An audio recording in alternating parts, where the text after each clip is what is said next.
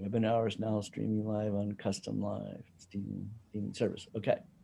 No, I still need to do some things. It takes a minute.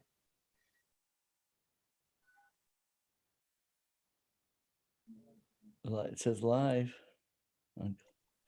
Well, that's good. When my phone rang, we don't have any recording that my phone rang while we were doing a hearing. $5. $5. It's getting the money. It's going to be the hard part. I know that.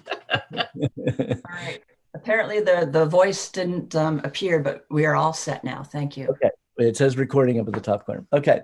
So as chair of the House Commerce and Consumer Affairs Committee, I find this due to the state of emergency declared by the governor as a result of the COVID-19 panic in accordance with the governor's emergency order number 12, pursuant to Executive Order 2020-4, this public body is authorized to meet electronically. This is a committee orientation meeting.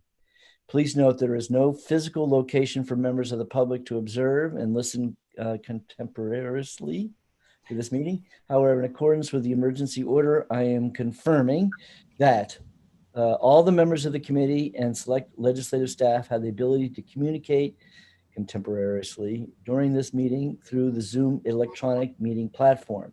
And the public has access, I'm not going to make me say it again, contemporaneously listen, and if necessary, participate in this meeting by the Zoom platform or by telephone. All necessary access information has been made available in the House calendar and through the electronic calendar on the General Court web system. 2, the notice for this meeting notice complies with all House rules and RSA 91A. 3, anyone who has a problem accessing the meeting should call 271-3600 or email hcs@ledge.state.nh.us. Finally, in the event the public is unable to access the meeting will be adjourned and rescheduled. I want to introduce Pam Smarling, our House Committee researcher, who is assisting us with this meeting. Please note that all the votes that are taken during this meeting, we're not taking any votes. And let's start the meeting by taking a roll. No, we won't bother with a roll call. What do you think, Pam? Should we do a roll call? I think it's a good idea. Actually, this is a meeting, although you're not voting or acting on anything, and it's good practice. So Keith, you're muted at the moment. Do you have the list of all the committee members? I do not. I am new to the clerk position, so yep. any guidance you can give me can help me. Okay. Well, all right. Then I'll sent it by email just this morning. I don't know if you. I'll look for it right now. Okay. But I'll just go ahead. Okay. So I see the email. It's from 9:46 this morning. Yes. All right. You want me to call roll? Call the roll. So all you do is everyone say you're here and tell us whether there's anybody in the room with you. Go ahead, Keith. Okay, I'll just go down the list here. Yep. Representative John Hunt. Here, and no one's in the room. Representative John Patusic. Patusic. Yeah, Keith. Patusic or Patusic, whichever. However you prefer. Patusic. Okay. Patusic. Okay, I am present in my back room, which has a bunch of computers in it, and my wife is in the house in the other room. Hey, John, just want to know if there's anybody in the room. No. And today's my birthday. Oh, all right. Happy birthday. Happy birthday. All right. Jason Osborne. Okay, he might join later. Keith Ammon, that's me here. No one's in the room. No cats or dogs. Max Abramson. You're muted, Max.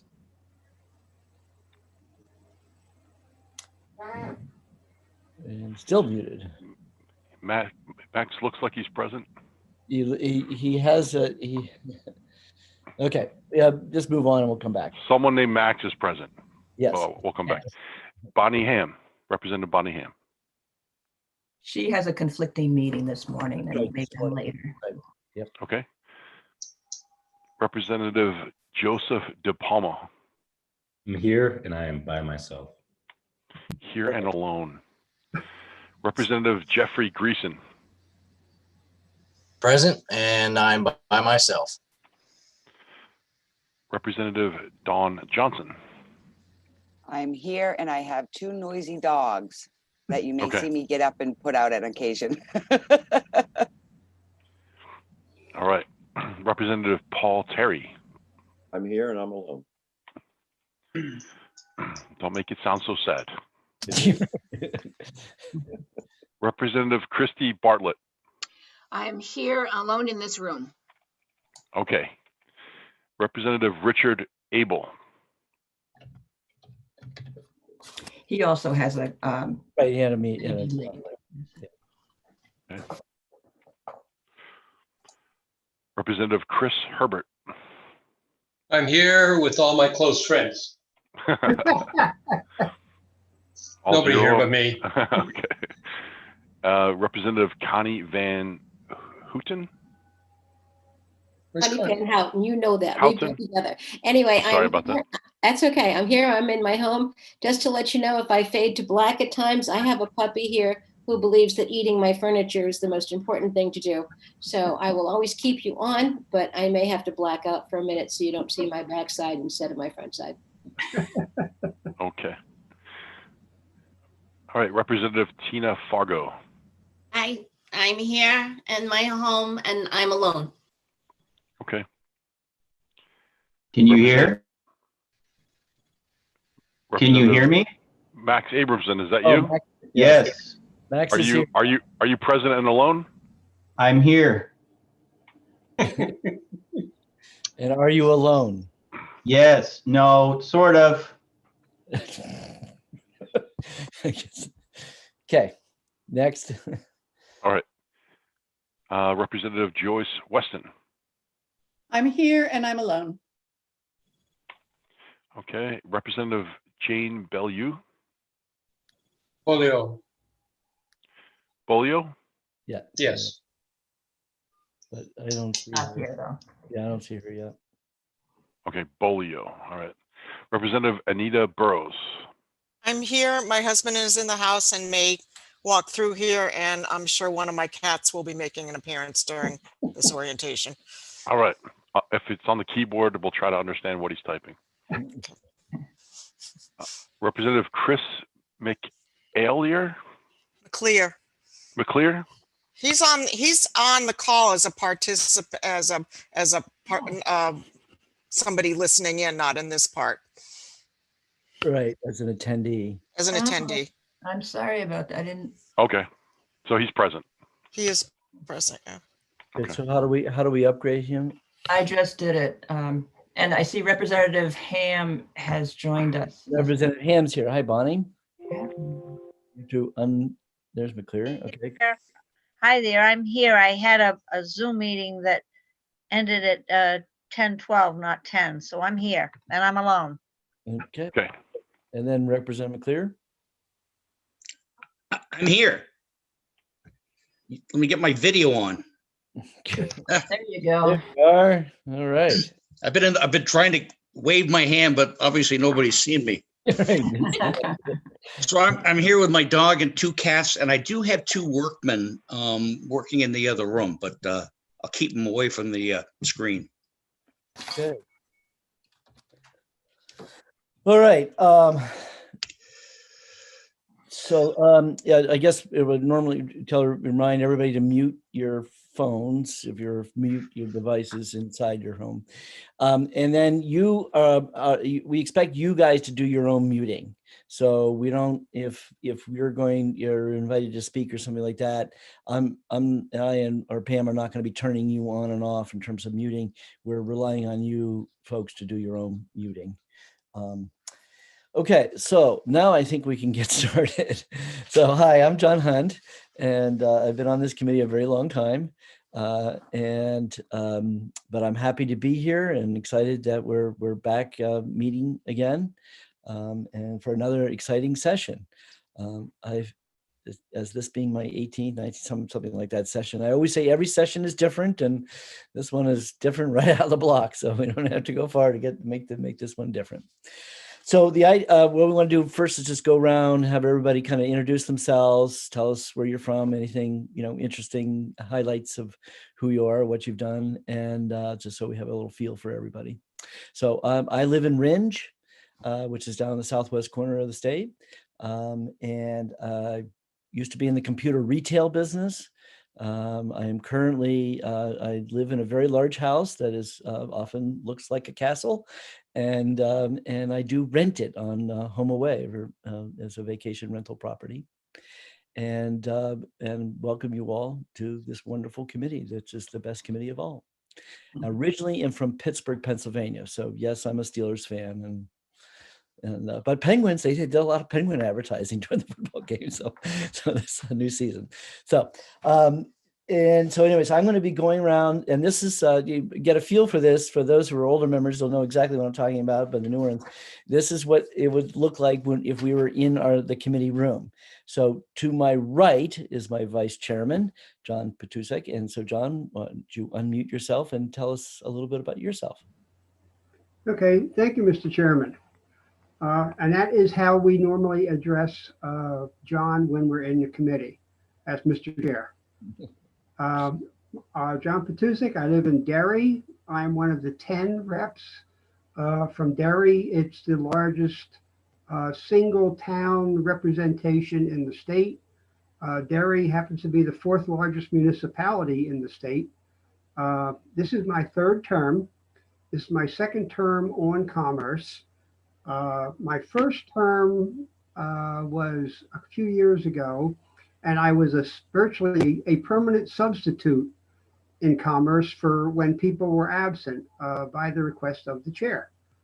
And I came to understand it, enjoy it. I love the work that we do. It's very complicated. It's difficult, but it's extremely satisfying. Today's my birthday. As I said, I am 74. And yesterday I became a grandfather for the first time. Congratulations. Wow. My first grandson. And his name is John. So John, we got a good thing going. Good name. Okay, and I'm married for almost 50 years. I grew up on the East Coast. I was born in New York City on 5th Avenue back in the late 40s. I think I might be the oldest member on the committee. If somebody thinks they're older than me, please let me know. I have a few of my committee members who I know we are seniors, and we're proud of it. I'm on the Derry Economic Development Committee. Okay, also. that's enough, John. That's enough. Okay, and I will cut it out. And until we meet each other in person, there's a lot more to do. So next. Okay. All right. So to John's right will be Representative Bartlett. And you can unmute. There you go. Got it. Got it. And I know that's the phrase of 2020 was you can unmute yourself. Yes. I'm Christy Dolat Bartlett. I'm in Concord, but John Petusek, we have 10 representatives in Concord too. This is my 5th term. I've been on Commerce. This is my 3rd term on Commerce. I spent a couple of terms on Environment and Agriculture. I had 35 years in insurance as an insurance underwriter. So when the insurance bills come up, it's not a foreign language for me. I'm married and have 2 children, 2 stepchildren, and 7 grandchildren. And I'm a quilter. That's enough. Great. All right. And to her right is Representative Van Houten. Hi, Connie Van Houten. My name gets massacred all the time, but I'll work on it, John. I'm coming into my 3rd term in the legislature, which is also my 3rd term in Commerce. My background, however, is education.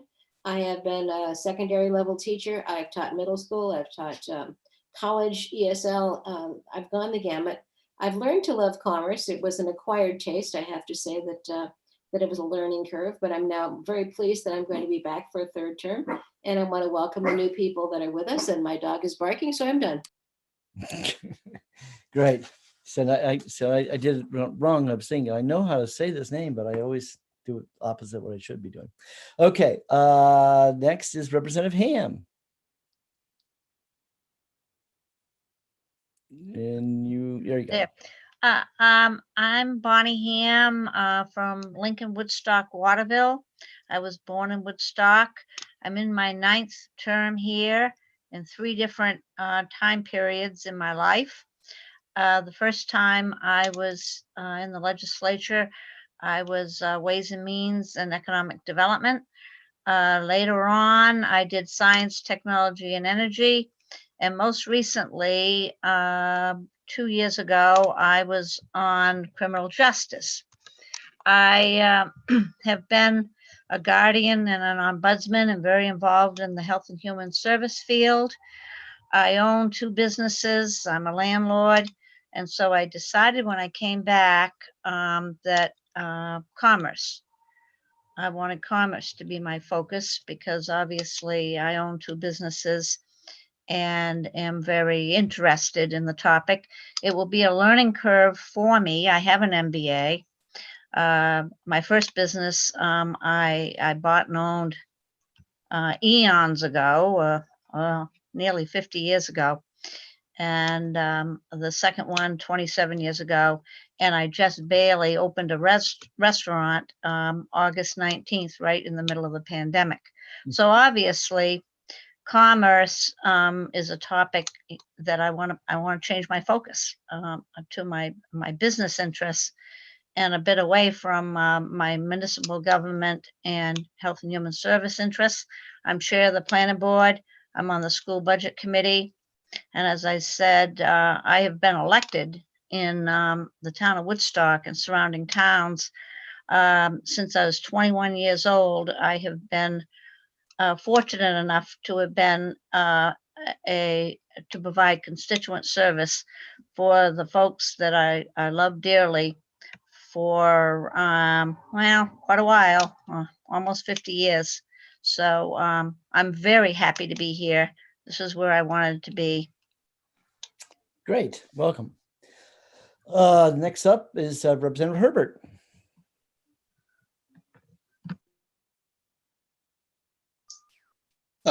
Chris Herbert. This is going to be my 4th term. It'll be my 3rd term on commerce. And I agree with John, Chairman Hunt, that it's probably the best and most exciting committee that exists in the House. My background is I actually covered for the Manchester Union Leader when I was a youngster, the legislature with Don Tibbetts. I don't know if anybody knows who Don Tibbetts, the late Don Tibbetts was. Late Don, yeah. Yeah, and then I went and I've done a bunch of things. I had my own advertising agency. I was a stockbroker for Merrill Lynch. I was on the school committee in Manchester for 12 years. I was an alderman for 4 years.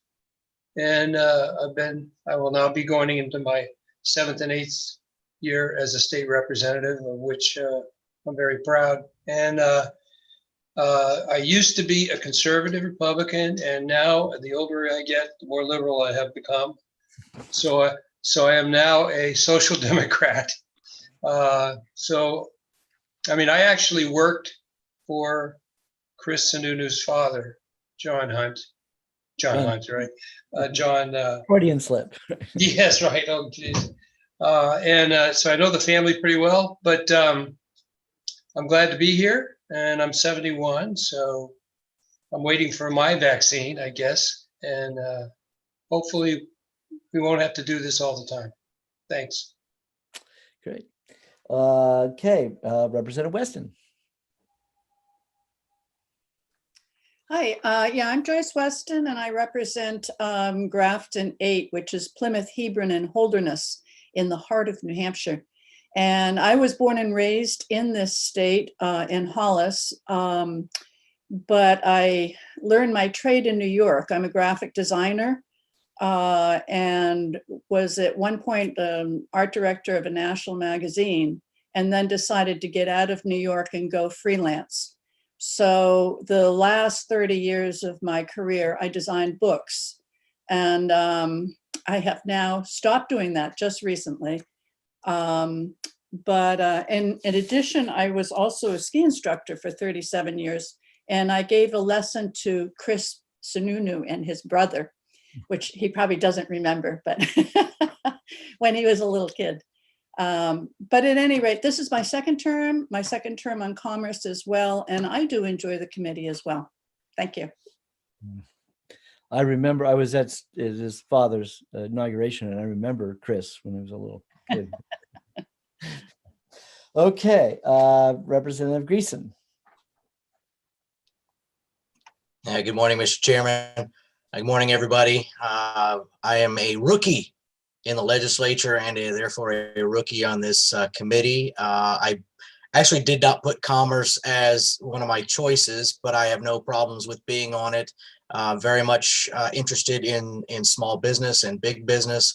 I have a family background in business. My family's owned a couple of businesses. It's been a few years since I've personally owned one, but I have my eye on one, and so I'm very much interested in this committee as well.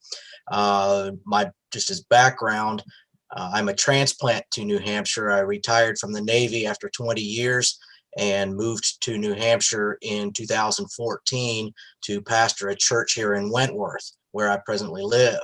I'm not the pastor of that particular church anymore, but I am a pastor of a church in Connecticut right now, helping them to find a new pastor, and then might start another church somewhere in New England after that. But anyway, looking forward to what we're going to do this session. That's all I got. Great, thank you. Representative Terry, you're on. Thank you, Mr. Chairman. I am a freshman representing Alton and Gilmanton. I am a native New Yorker, so it's likely that from time to time all of you will hear me pronounce my R's. That's supposed to be funny. Yes, I got it. Yes, thank you. I am a ordained Presbyterian minister, honorably retired after 39 years of service to congregations in New York, Connecticut, and Rhode Island. I, as a Presbyterian, will be known for as one who is part of a tradition who enjoy doing things decently and in order. So I'm sure it'll be a joy serving on this committee as well as in the legislature.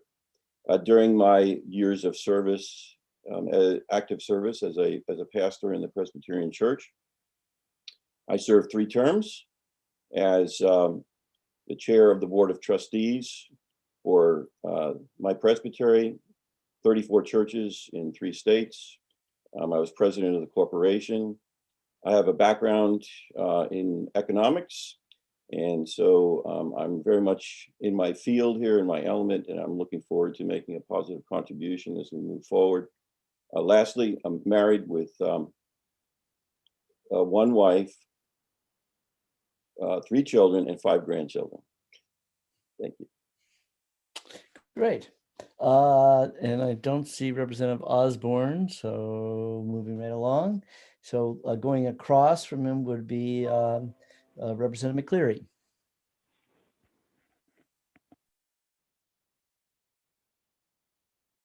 You're still on, right?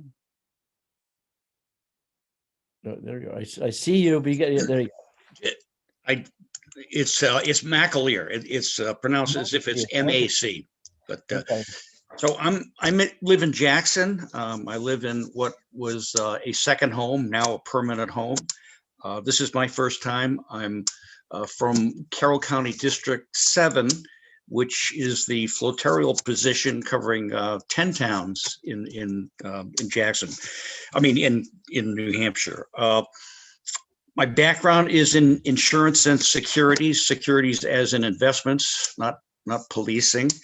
My last place that I lived before moving up here permanently was was Ipswich, Mass. You probably know it as the home of the clam.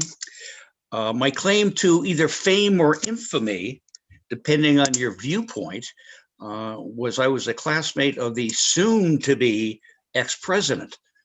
That's sometimes I'm a little embarrassed about that, but at any rate, I'm very happy to be on this committee. I think it does fit my background. I also majored in economics. I also at one point worked for Merrill Lynch, and I don't know if I recognize Chris Herbert or not, but at any rate, I'm really happy to be here. A little sideline, I'm on the trustees of trust funds in Jackson and also on the planning board. So this is the next step in my political career and probably the last step for that matter, but very happy to be here and nice to meet all you people. Well, welcome aboard. Representative Burrows, you're up next. Okay, I'm Anita Burrows. I'm from Bartlett, and I also represent Jackson and Hart's location, a neighbor of Chris. Fun fact, I'm the person who recruited Chris to run for this office.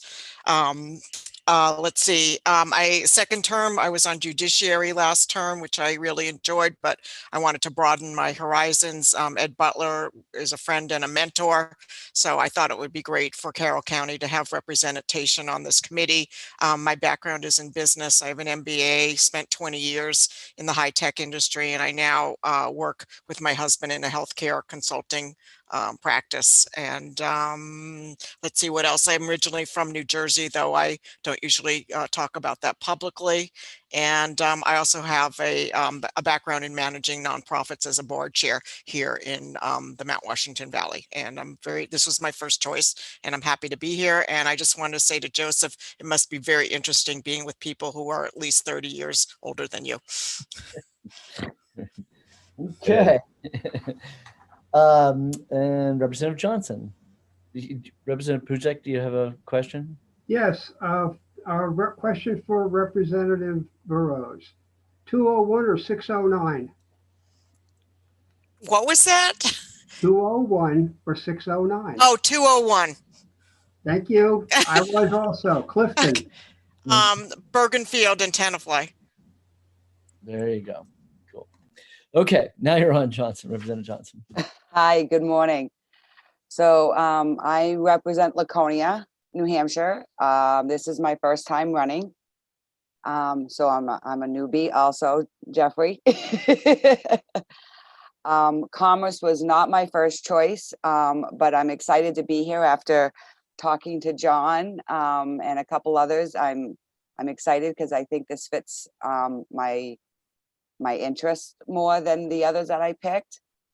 I have a degree in accounting. I actually have my own, I do bookkeeping work for many small businesses. So I am in the business community quite a bit and a lot of variety.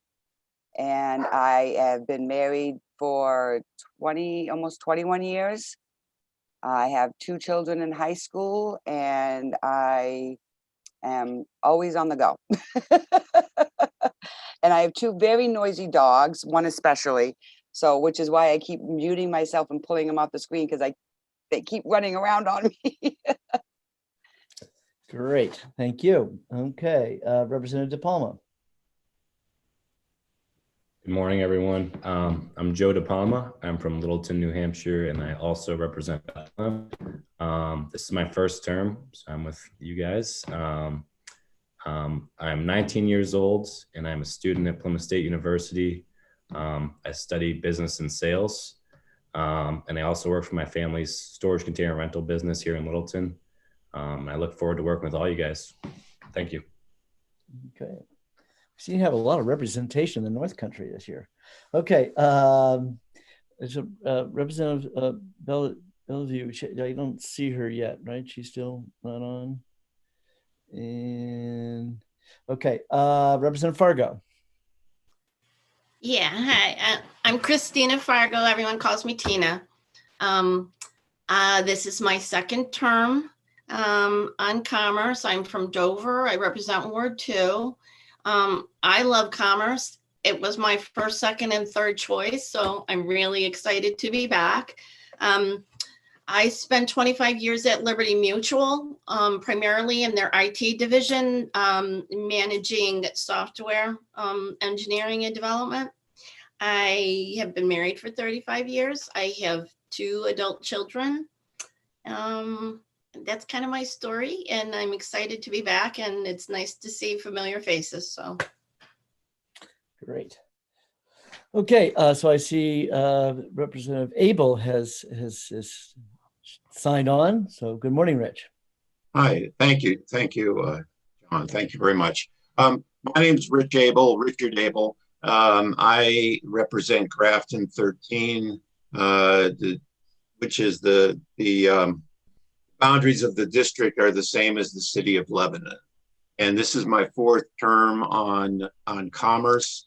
You have to watch out if you're a new person. It gets addictive. You keep finding that you want to keep doing it. This has really been a fascinating committee to be on, because we covered so many different things. And we might know a good deal about one, but there are so many other areas that maybe we've had no contact with. So it's really interesting. One of the things I hope that maybe we can, I also wanted to say that this is has been over the 3 terms and now this one, an extremely affable group, even though many members have changed. And even though we often disagree on things, we very often find consensus, or we're able to tweak bills so that we can find consensus. And people always get along. So I hope that will continue. And I also hope that if it's possible, we may be able to identify the bills where there is pretty much agreement and sort of put them in one category and find ways of coming to a consensus, and have others that where we need to work harder, we can kind of spend more time on that. But really great to meet new people, and I look forward to work. Thank you. Great, thank you. Okay, then Representative Abramson. So Max, would you like to introduce yourself?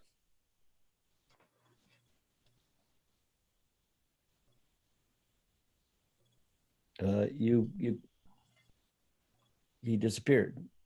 Oh, Seabrook. Yeah, that's him, right? He's Seabrook. Yeah, I think Representative Abramson is using his ability to name himself. Oh, I see. He's a just way of communicating. I'm not sure. Okay. It's creative. Right. Very creative. Well, thank you, Max. 3rd term and Seabrook. Okay. And then last but not least is Keith Amon from Seattle. He's still going. He's from Seattle. Cool. Are you all done yet, Max? Are you still going? I didn't even know you could do that. I didn't figure out how to do that. Okay, I think he's done. All right, so Keith, you want to introduce yourself? Yeah, sorry, my video is not working. Keith Ammon, this is my 3rd term, first time on Commerce. I've heard so many great things about this committee, and not to suck up, but also about the chairman. I've had buddies on this committee like Mike Costable, Elizabeth Fiera, Jason Osborne, Bart Farmuth, and others. This is my 3rd term in the House. I was previously on Municipal and County and Science, Technology, and Energy, which was like the committee next door to you guys. And we heard you guys laughing and having fun in a previous term, so that made me want to join the committee pre-COVID when we actually could meet. Commerce was my first choice. So the district I run in is a flotarial. It's Hillsborough District 40. I live in New Boston, and I represent New Boston, Mount Vernon, Milford, and Hollis. I'm a computer geek, self-taught computer programmer. I specialize in platforms and projects that represent the pharmaceutical industry. So I've written applications for the Viagra sales force before I needed it, and other Pfizer projects, Cephalon, and a few other pharmaceutical names that you might know. I recently got my pilot's license, so I have a small 4-seater Piper Warrior, which is kind of fun to fly around in. And I also like to play guitar. And my wife, Susan, is from Hong Kong.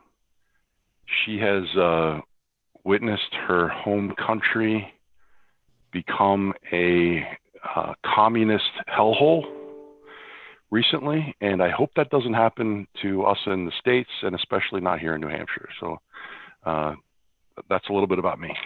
Okay, thank you.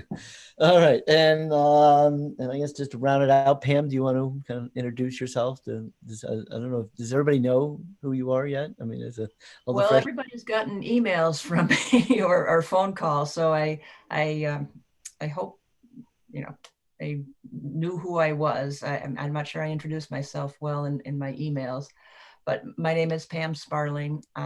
I have been working with the Commerce Committee since I started at the legislature 31 years ago. And so my other committees, all the researchers you'll discover have 4 or generally 4 committees. So I'm not always present in the room, but with Zoom, it might be a different story. I might be able to be multiple places at once more easily. So my other committees are ED&A, election law, and legislative administration.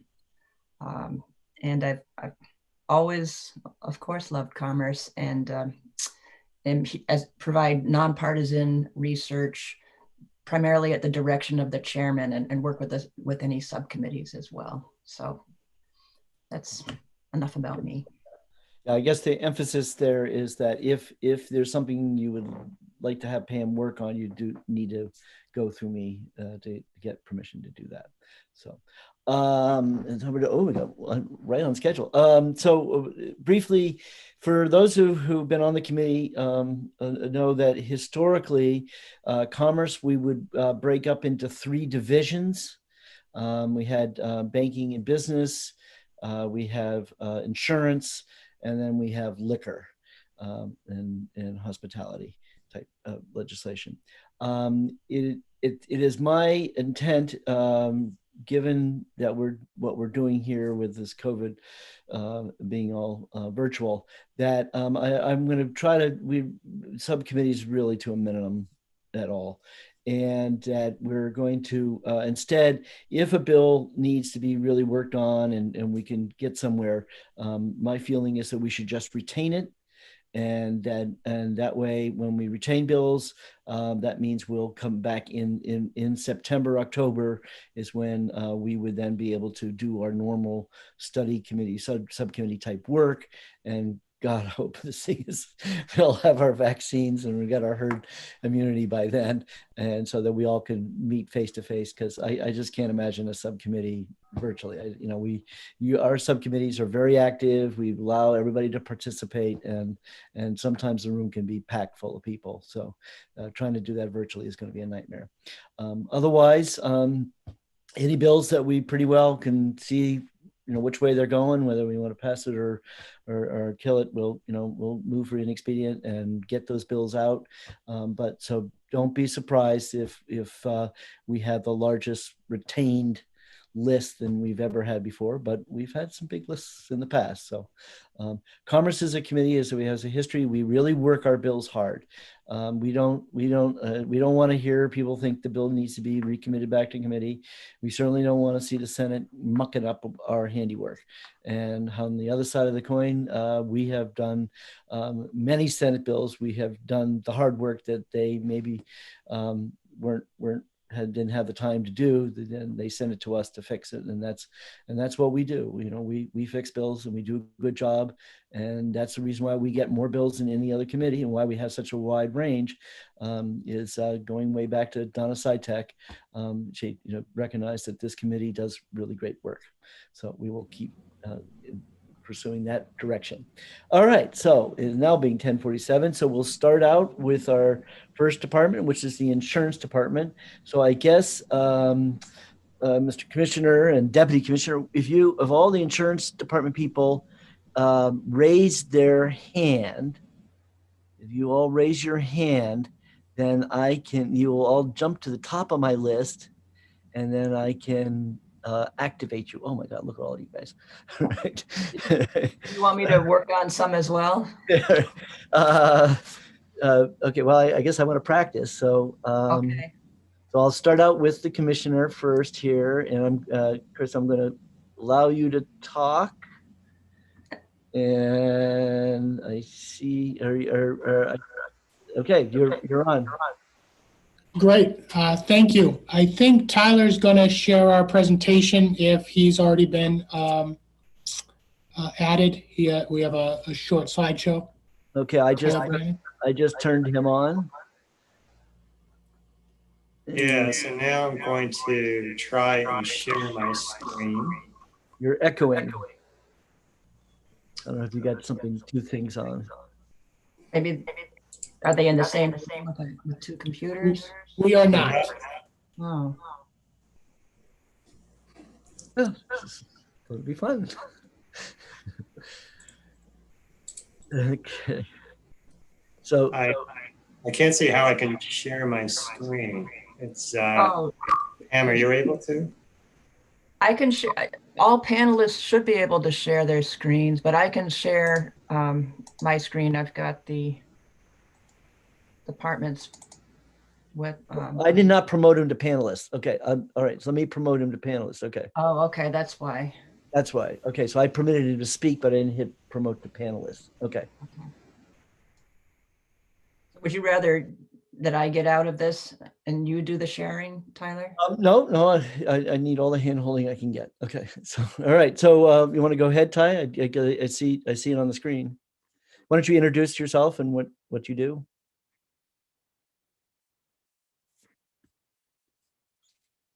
Okay. Tyler, are you there?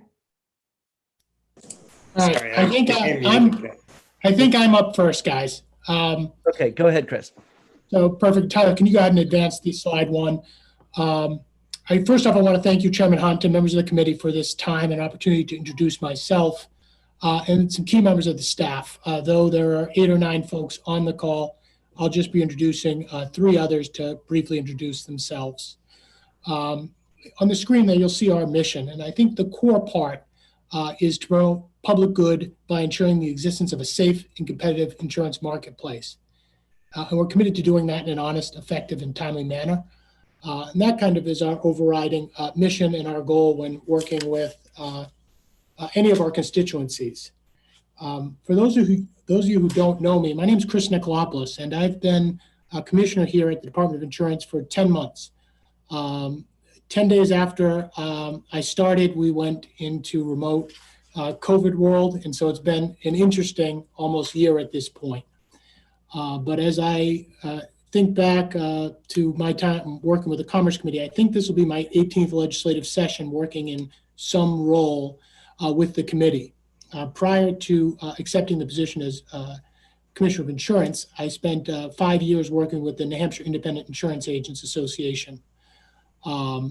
Commissioner, if I can interrupt for a sec, I'm not controlling the slides. I think Pam still has that, and I think we want to advance to the next one. Pam, do you want to give me the chance to do that? Or do you want to continue? Because I keep getting a message, I can't share my screen while another participant is sharing. Okay, fine. I'm going to stop sharing and then you'll be able to share. So prior to my time with the independent insurance agents, I spent 6 years with the law firm of Preddy Flaherty. In that role, I represented insurance consumers and a few insurance companies at the legislature.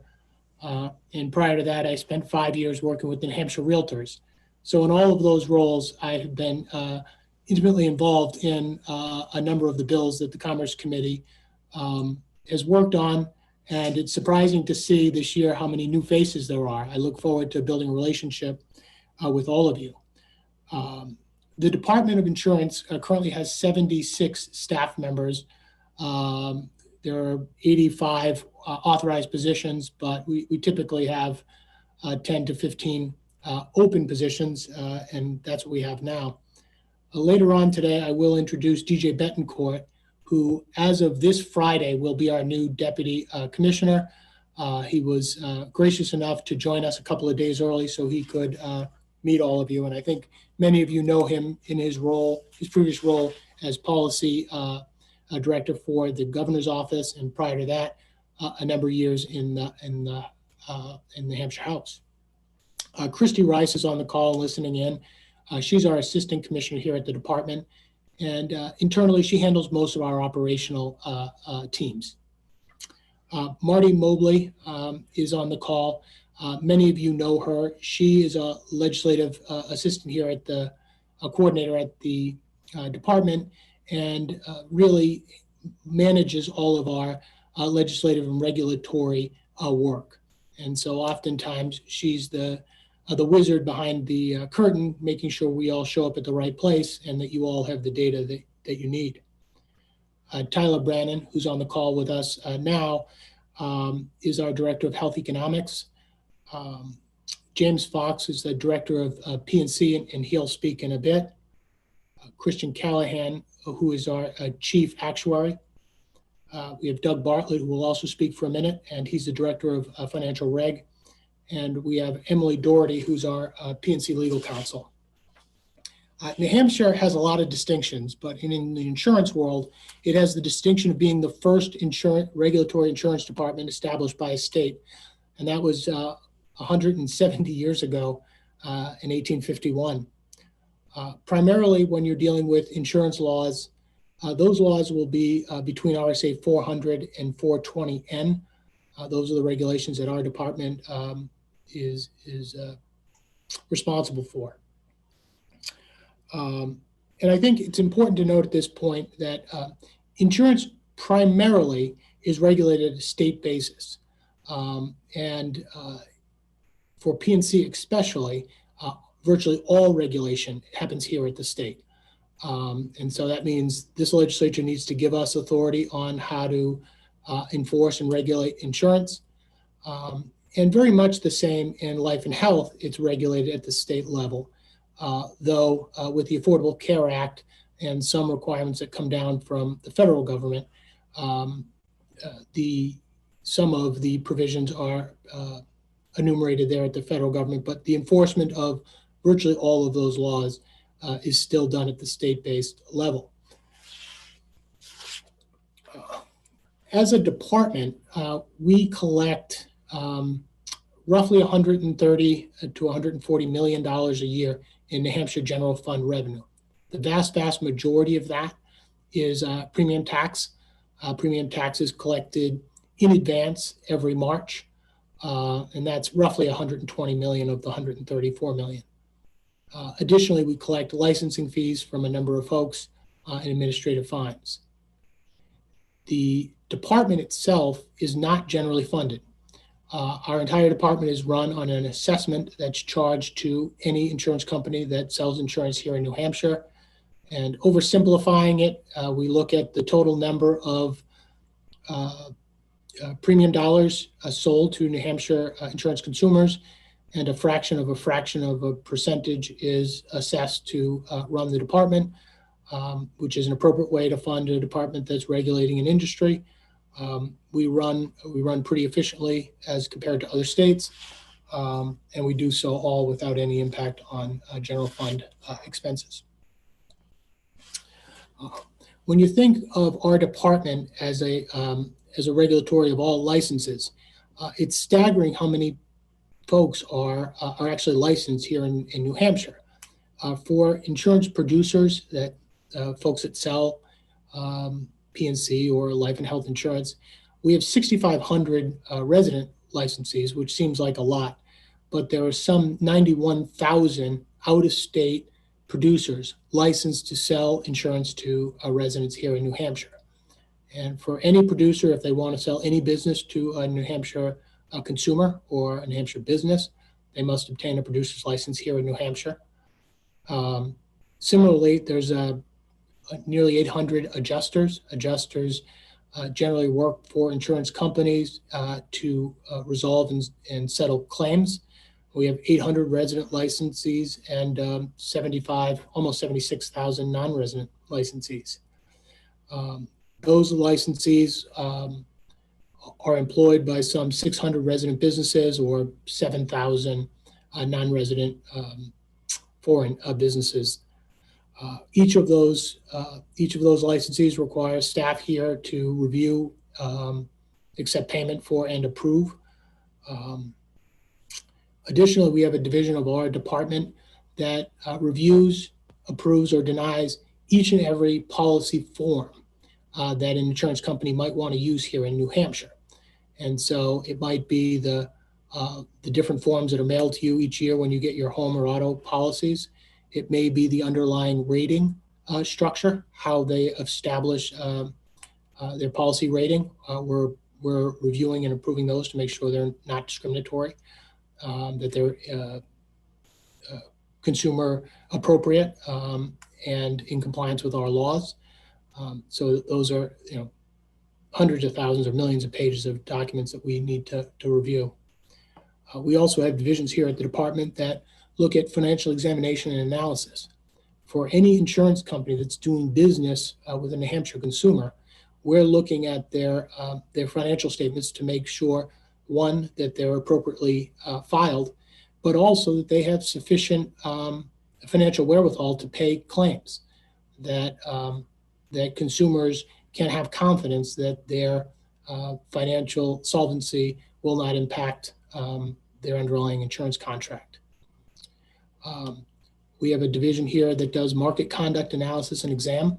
And what that's doing is these are investigators that go into companies to make sure, proactively we go in to just make sure that they're working in compliance with our laws, that they're rating policies fairly, that they're fairly paying claims, and that they're doing so in compliance with their underlying forms. And though sometimes we do that proactively just as a test, if we have consumer complaints or concerns and there's a reason for us to do a targeted market conduct exam, we have the ability to do that as well.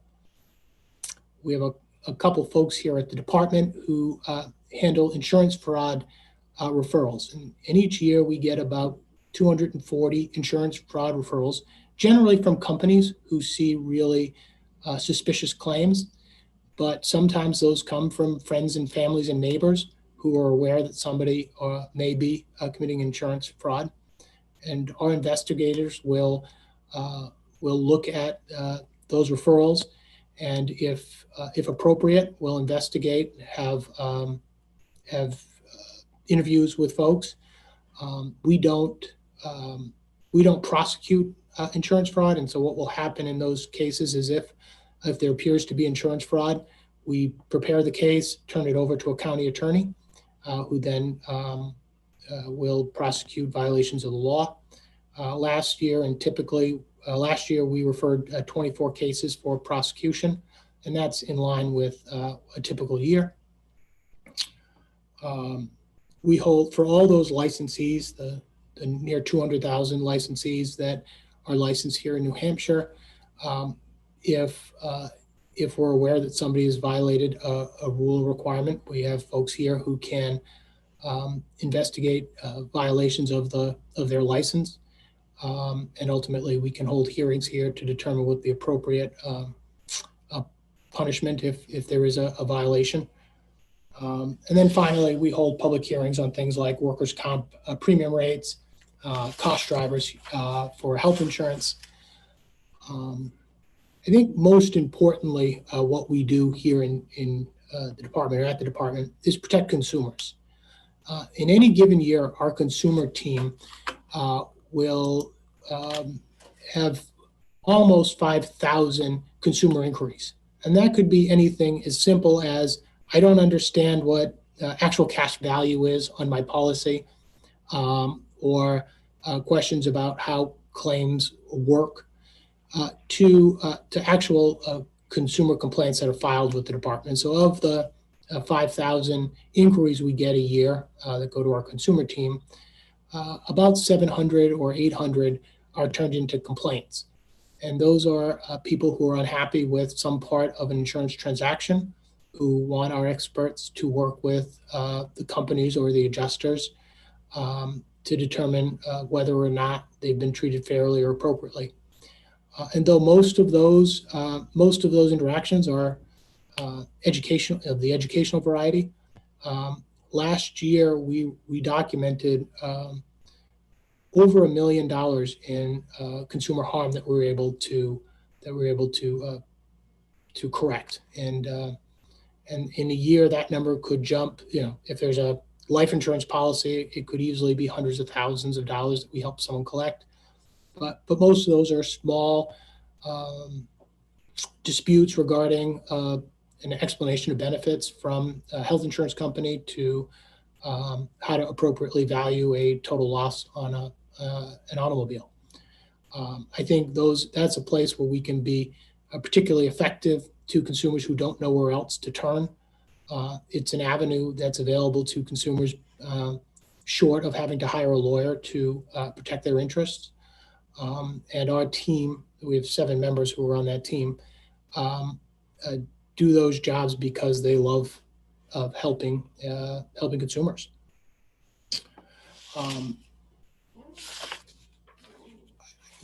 As Commerce Committee members, you are bound to hear in the next 2 years of the NAIC, or the National Association of Insurance Commissioners. I talked before about how almost all insurance is at the state-based level. And because of that, it has become necessary for insurance commissioners like myself to work together to ensure that we're benefiting from the kind of universe of expertise across the nation. And so NAIC serves in that role. It insists insurance regulators in serving public interest and achieving a mission. And how that generally comes out is that NAIC will work on model insurance regulation that states can use to deal with issues as they pop up. And so oftentimes you will see an NAIC model that we're asking you to consider because it is a better mousetrap for dealing with the ever-evolving insurance issues. And then finally, I think it's important to understand how we view the department as a resource to your committee. As a department, we will, on occasion, and this year I think we have 5 or 6 bills that we're asking to be sponsored and passed. And when we do that, it's because we perceive that something needs to be fixed in our laws, that as insurance develops, that we need to bring it to the current practice of insurance. And so we will bring edits to our current laws because we think it's necessary to continue regulating the industry. When we do that, we will work with all the constituencies ahead of time. In the summer, we share drafts that we're working on with over 200 folks that are interested in insurance regulation, and we work with them so that we understand the pros and cons of those bills. This year specifically, we took extra concern to ensure that the bills that we're asking to be passed were particularly non-controversial. There were a couple of issues that we were looking at introducing that folks were concerned about, and because of the COVID environment we're in, we removed those as potential bills for this year because we weren't sure that there would be appropriate time to kind of flesh out all those concerns. And so the bills that the department is asking for, I hope you will find to be particularly non-controversial. And even though only a few of the bills that we'll participate in with this committee are ours, you will see someone from the department on virtually every insurance bill sitting in the room or in a Zoom meeting nowadays, because we should be resources to all of you to help understand the impact. For those of you that don't know the department, we almost always will start testifying on a bill by saying the department doesn't have a position. And then we'll go on to talk at length about either all the wonderful things or all the issues that a particular bill presents. And we are 100% aware that the policy decision is going to be made at your committee and in the House and Senate. But as experts, it's our role to tell you what the hurdles are, what the benefits, and ultimately what the hurdles are of those bills. And we will take strides not to take a position, but to fairly, in an unbiased and non-political manner, share those resources with you. That's the end of my presentation. I'd like to introduce Doug Bartlett, who's going to talk a little bit about financial reg. I'm happy to answer questions, but I'm sure there'll be time at the end to do that as well. Okay. Hi, I'm Doug Bartlett. Can everybody, oh, go ahead, John. Yeah, I was just going to say, so I can hear you, and do I need to, no, I guess we're good to go. Yeah. I mean, I don't see your smiling face, but are you going to use a presentation here also? Is Tyler going to run? It's just the next slide. Okay, perfect. All right, go ahead. Okay, my name is Doug Bartlett. I'm the Director of Financial Regulation, and my division is to ensure the solvency of New Hampshire markets and keep the state of New Hampshire accredited by the NAIC. We have 62 domestic companies. Those are companies that are incorporated in New Hampshire, and we also regulate 1,123 foreign insurance companies. And for those of you that are new on the company, a foreign company just means it's from another state, as opposed to a foreign country, which would be an alien. So when you hear me talk about foreign companies, I'm talking about companies that are domiciled in other states. We do examinations on insurance companies, on our domestics once every 5 years. We have an analysis department that works for me that analyzes all of these, mostly our 62 domestics, but we also look at the other companies too. And that's a continual annual and quarterly review. We also license companies and other entities, such as the TPAs that Commissioner Nicolopoulos mentioned before. And we also have oversight of insurer rehabilitations and insolvencies.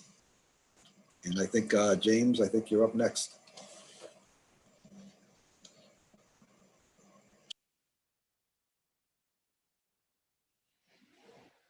So this is James Fox.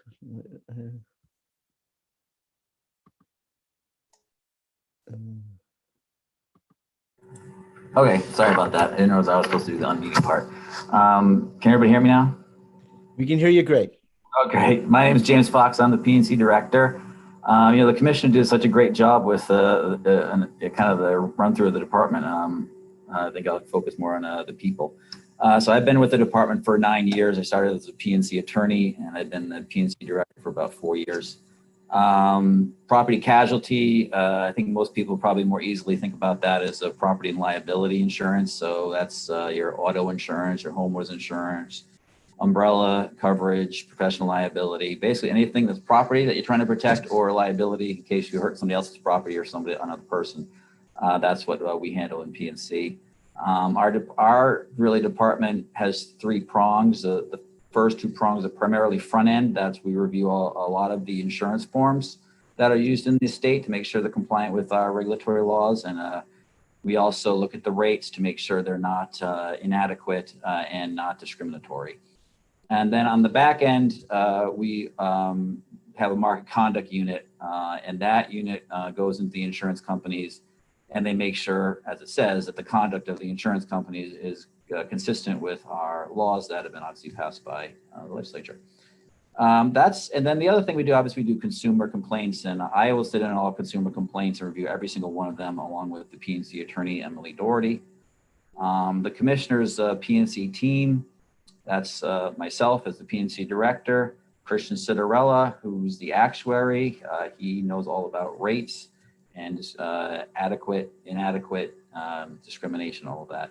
And then Emily Doherty, who's our attorney, and she, if we have any legal questions that we're unsure about, we go to her, and she helps us with that. So as to testimony, you'll hear probably from all three of us, and sometimes multiples. And then, this year, things that outside of our bills, things that we probably will be over there on that come to mind are, there's a bill in on auto minimum limits that we'll have something to say about. There's a new bill again back that's on travel insurance that we'll have something to say about. And there's another one comes to mind is the storage facilities, producer licensing requirements. So that's basically who I am and who our little team is. Also at the department, we have probably 15 people that do PNC and probably hundreds of years of experience. So we do have a lot of knowledge, and we all love PNC, and we look forward to helping the committee.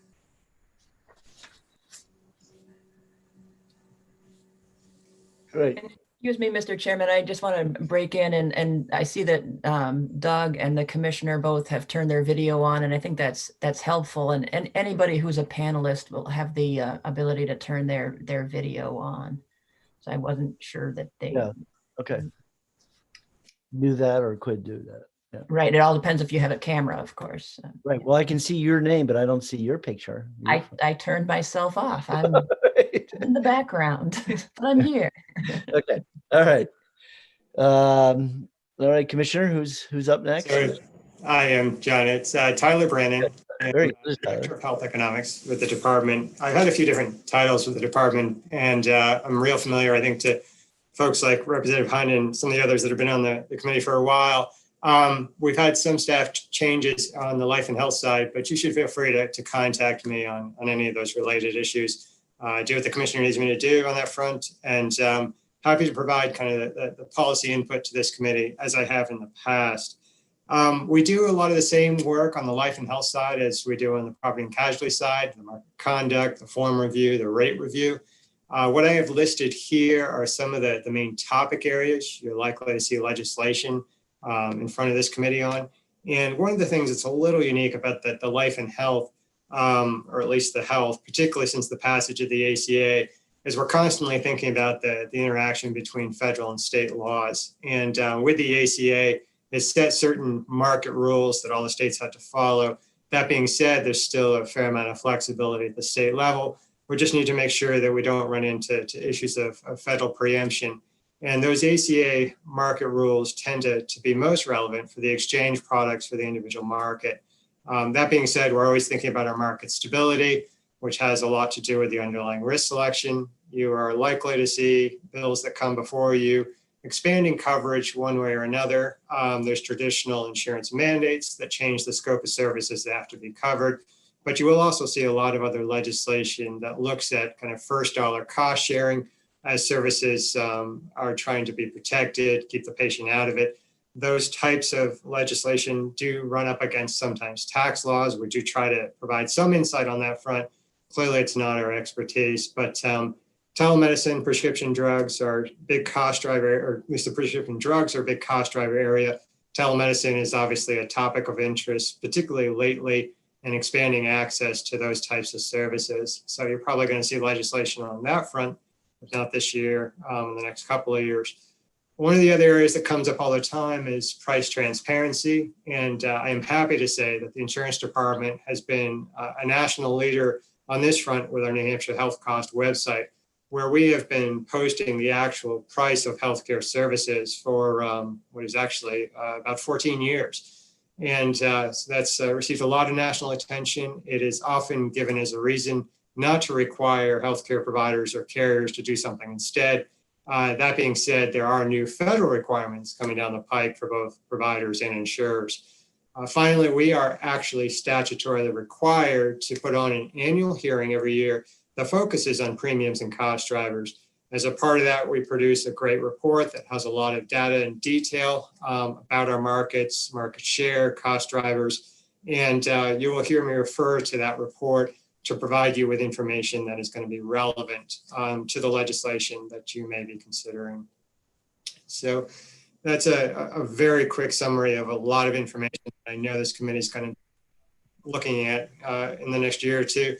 But at this point, I'm going to pass it on to our new Deputy Commissioner, DJ, and always happy to answer questions. And you will get my contact info, I think, as everybody else who's presenting at the Insurance Department, and happy to help as much as we can. Great, thank you. Great. Well, thank you, Tyler, and good morning to the House Commerce Committee. Is my volume okay, Chairman Hunt? It works good. Very good. Thank you, sir. Well, my name is DJ Betancourt, and as the commissioner noted earlier, I have just recently joined the department, coming over from the governor's office. My first day here at the department will be this coming Friday. I am very excited to be joining the department as the deputy commissioner, and as you have seen from the presentation today, I'm joining a really great team of people. Obviously, I bring a bit of a unique perspective to this process in that I previously served in the legislature, so I know what it is like to sit on your side of the table, or in this case, on your side of the screen. And one of the things that I know is so important in your role and that so many of you pride yourselves on is your constituent service work. And as this slide here indicates, the department is here as a resource to you. We have an outstanding consumer protection division that the commissioner described to you earlier, and they can assist you in troubleshooting any constituent service issues that come up or any questions that you yourselves may have. Please do not be afraid to contact them. In some cases, they'll be able to have an answer for you in that moment. But if not, they're going to be able to track down the answer or the information that you're looking for, or put you in touch with the individual within the department that can help you. And obviously, I can help get you in touch with anyone here, as well as the commissioner, any member of the team, should you need anything. So that is what I have to share with you briefly this morning, and I look forward to the opportunity to work with you, whether it is in this venue or when the world returns to some normalcy in person. So with that, I will turn it over to the commissioner. Thanks, DJ, and thanks to the rest of the team. That went pretty timely. I'm happy to share my direct dial with the committee members here at the office. It's 271-3945. That'll get you right to my desk, and my work cell is 892-4583. You truly can use those numbers anytime you need us. I'll get you to the right people. We're happy to answer any questions that you might have, but I think just leave here knowing that we're a resource to you all. So well, I guess the first thing is this presentation. I hope you guys will send this PDF to us so that we all have that with all those. Pam already has it. We had tried to, I had hoped to be able to link it into the text box, but I don't see how I can do that. But we have already sent it to Pam ahead of time, so maybe she can get it out to the committee. Get it out. Okay. All right. Good. Absolutely. I'll send that and the contact list to all of you today. Great. Probably right in a few minutes, but we'll see. Good. Okay. So now we'll try something even more daring. We'll ask the committee members if they have any questions. So if a committee member has a question, raise your hand, and I'll recognize you to ask your question to the department. Any questions?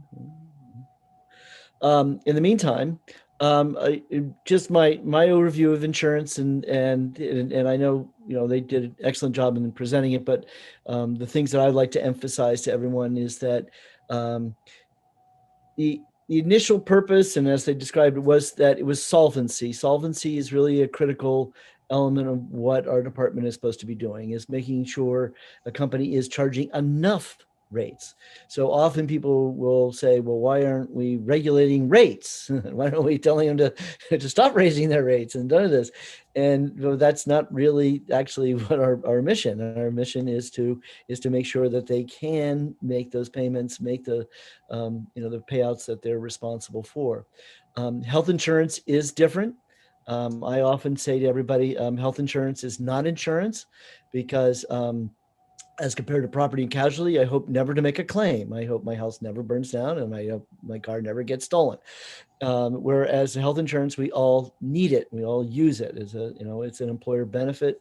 Originally, it was, I remember the days when health insurance was actually a throw-in. It was actually a life insurance policy. Employer would provide a $10,000 life insurance policy to their employees, and the health insurance was sort of an add-on to it. That was a long, long time ago compared to managed care today. So we do have some regulatory system in place for rates when it comes to health insurance that is federally mandated. And in that case, it is the maximum amount of premium they can charge. And it is based upon their payout and percentages that they're allowed to keep for their operating, 10 to 15, I forget, for individual and group or something. Is that right, Tyler? Am I got that right? Yeah, it's either 15 or 20, depending on the size.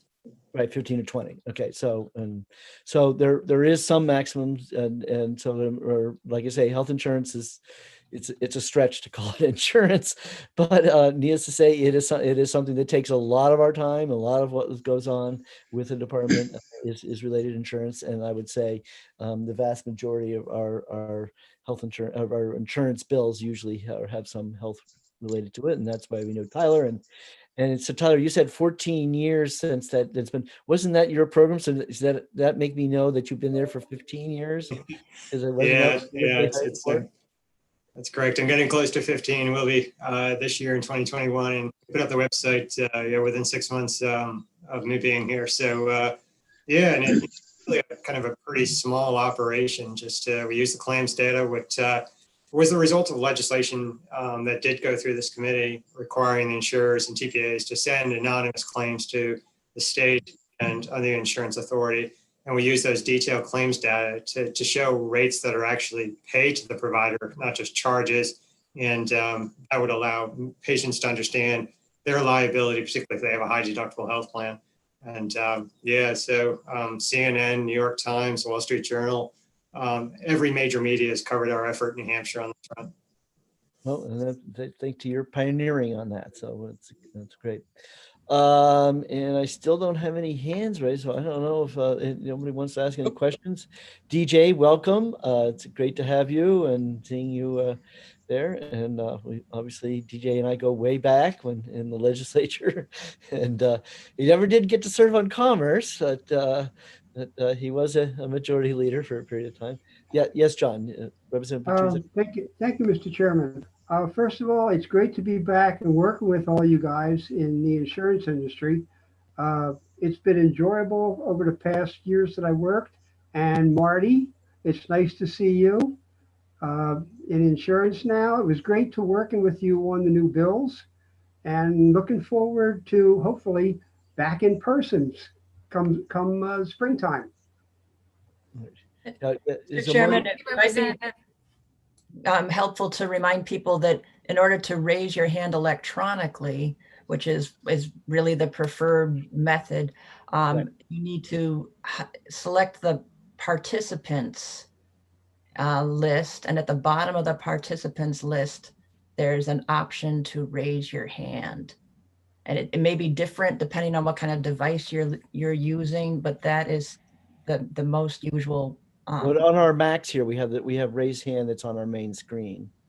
Okay, it hopefully is somewhere easy to find. I know sometimes it's upper right, sometimes it's at the very bottom of the participant list, and there are 3 dots that give more options. And if you look around and you get used to where it is on your screen, that'll be useful for a long time. So Marty, do you want to introduce yourself to everybody so they know what important role you play in the insurance department? Well, certainly. Thank you, Chair Hunt. I'm Marty Mobley. I'm the legal coordinator here at the insurance department. I'm the person that will be reaching out to folks in the fall timeframe when I'm looking for sponsors for our legislation. And I also, well, when we're in person, I attend the hearings, and I also bring along with me the subject matter expert, whether it's James Fox or Emily Doherty for PNC, or Tyler Brannon for LAH, and Doug always comes for anything that's on financial regulation. Heather Silverstein is our general counsel. She's also on the call today. She's just waving her hand. She sometimes accompanies me to the hearings if we have something that is of a technically legal nature, so that she can explain things in more detail for people. And I'm always here as a resource. If people need to get in touch with somebody at the department and they don't know who to contact, they can contact me, and I can figure out who they need to talk to. Yep. I can't emphasize that enough, that you are the kind of the go-to person for the legislative process.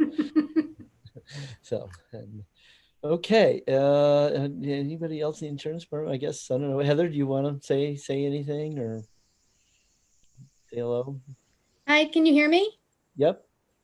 It's nice to see everybody. Like most of us, I really would like to see you in person. So I look forward to that time again when we can all meet in person. Just a shout out to Marty. This has been an unusual year, and Marty's been able to adjust and juggle as best as we can, trying to figure out how we go about doing our normal business in a year that's not typical. And so she's done a really great job, and we really appreciate her at the department. And we also are very happy with Chris. He's been here for 10 months, felt really bad for him 10 days in. He's hit with a pandemic. But I have to say, he is a boots on the ground kind of guy. Unbelievable as far as that goes. He knows everybody in the department. He knows what we do. He has really made an extraordinary effort to get to know everybody and understand the jobs of the department. So that is really telling of how he is and how he wants to run the department. So I will give a shout out to him at this time as well. And thank you all. Okay, thank you. Representative McLear, I see you have your hand up. Yeah, I have a question, sort of a personal question. When I moved to New Hampshire, I had a non-resident life health variable license in New Hampshire for, 25 years. And when I tried to turn it into a resident license, I was told I had to go through the whole process again, which meant 40 hours of classroom. Why was that? I sort of never understood that. Okay, who wants to take on reciprocity? Maybe I caught you by surprise. Okay. Representative, unfortunately, I don't have someone from our licensing team on this call. If you, I'm happy to look into it if you still have that non-resident license that potentially is subject to. No, I had to give that up, but I when I moved to other states, they've honored it, and New Hampshire was the only one that didn't, unless somebody told me wrong. Well, how long ago was this? Oh, this was 5 years ago. Oh, because we've been more recently upgrading our reciprocity. Yeah, it just didn't seem to me to be right. I could change my driver's license right away, but when it was at my age, it was too much to take sitting in a classroom for another 40 hours. So anyway, I would like to know, maybe that's something you've changed. Absolutely send him an email and remind him, so I'm sure he'll get you a reasonable answer for that one. All right, thank you. Yes, Heather. For producers, 402J is the statute that we refer to. So I can't think of it off the top of my head, but that's the statute that we start with for producers. And Joan LaCourse is our specialist with regard to producer licensing at the department. I'll get an answer and send you an email this afternoon. Good. All right. Well, thank you all very much. Appreciate it. And we'll look forward to seeing you when we hit the ground running with bills. So thank you guys. All right. So for the committee members, okay, we're done for lunch. And I try to schedule this up so we don't spend too much time in front of our computers here. So we'll do the banking department in 1:15. But the last thing I'd like to do is give you guys all a little bit of a homework assignment, and that is you don't have to do it today, obviously, or tomorrow, because you might want to hear all the different bills in terms of different issues. But I will still create my standing 3 divisions. So that is insurance, banking and business, and liquor and hospitality.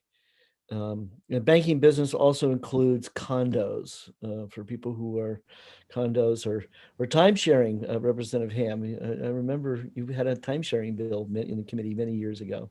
But so anyway, those are the 3 different divisions, and obviously probably best to hear all the departments' presentations then before you want to make a decision which one you want to go to. But like I said earlier, I don't plan to have too much subcommittee work. I just can't imagine, unless it's really just tweaking little things, but that will generally retain everything until September. Representative Bartlett, you have your hand up. I'm sorry, I've got a 1 o'clock Zoom. Okay.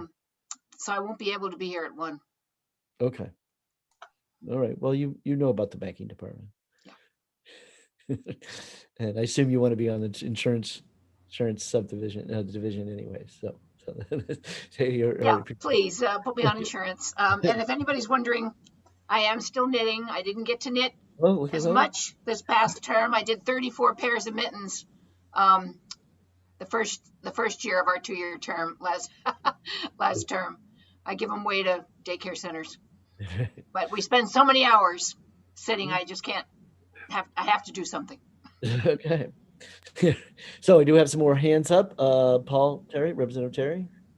Mr. Chairman, in my past experiences, it's been typical when bodies or committees are meeting to have a projected ending time. Did I happen to miss that today? I saw the meeting began at 10 a.m., but I had no idea how long the day was going to be. Here's the bad news. No, we don't give you ending times. No, it's in general, I would say, when it comes to a hearing, when we actually hear bills, we're going to tell you what time the bill is scheduled for. But no, we don't have an end date because we never know how long people are there, and everyone gets an opportunity to speak. So that can go on forever and ever. So the big problems that might occur is when bills start to overlap another bill in terms of times, and then it's up to the chair to maybe recess and I would recess a hearing, open the other hearing, announce when we would then reschedule. But again, it's never end times. I wish. It is funny you would point that out. I never really thought about that. We don't ever. Well, that makes the end times. That makes eminently good sense, given the nature of the ongoing work of the committee. I was thinking specifically of the orientation and a program that had been developed for today. Yeah. So I don't know, the schedule that was I assume was emailed out. Pam emailed it out, but it just has the starting time, so you can tell the end time is either lunch, the appropriate lunch hour for today, so noon, and it would have been, and then so I always try to give an hour and 15 minutes for lunch, and so the banking will get back together today at 1:15 for banking department. Okay, Representative Petuzak. 2 things.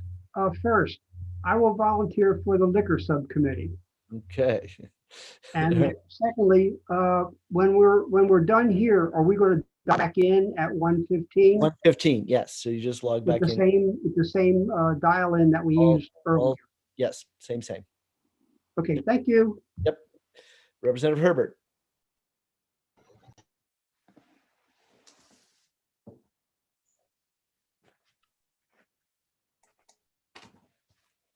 How are you doing there, Chris, on your mute?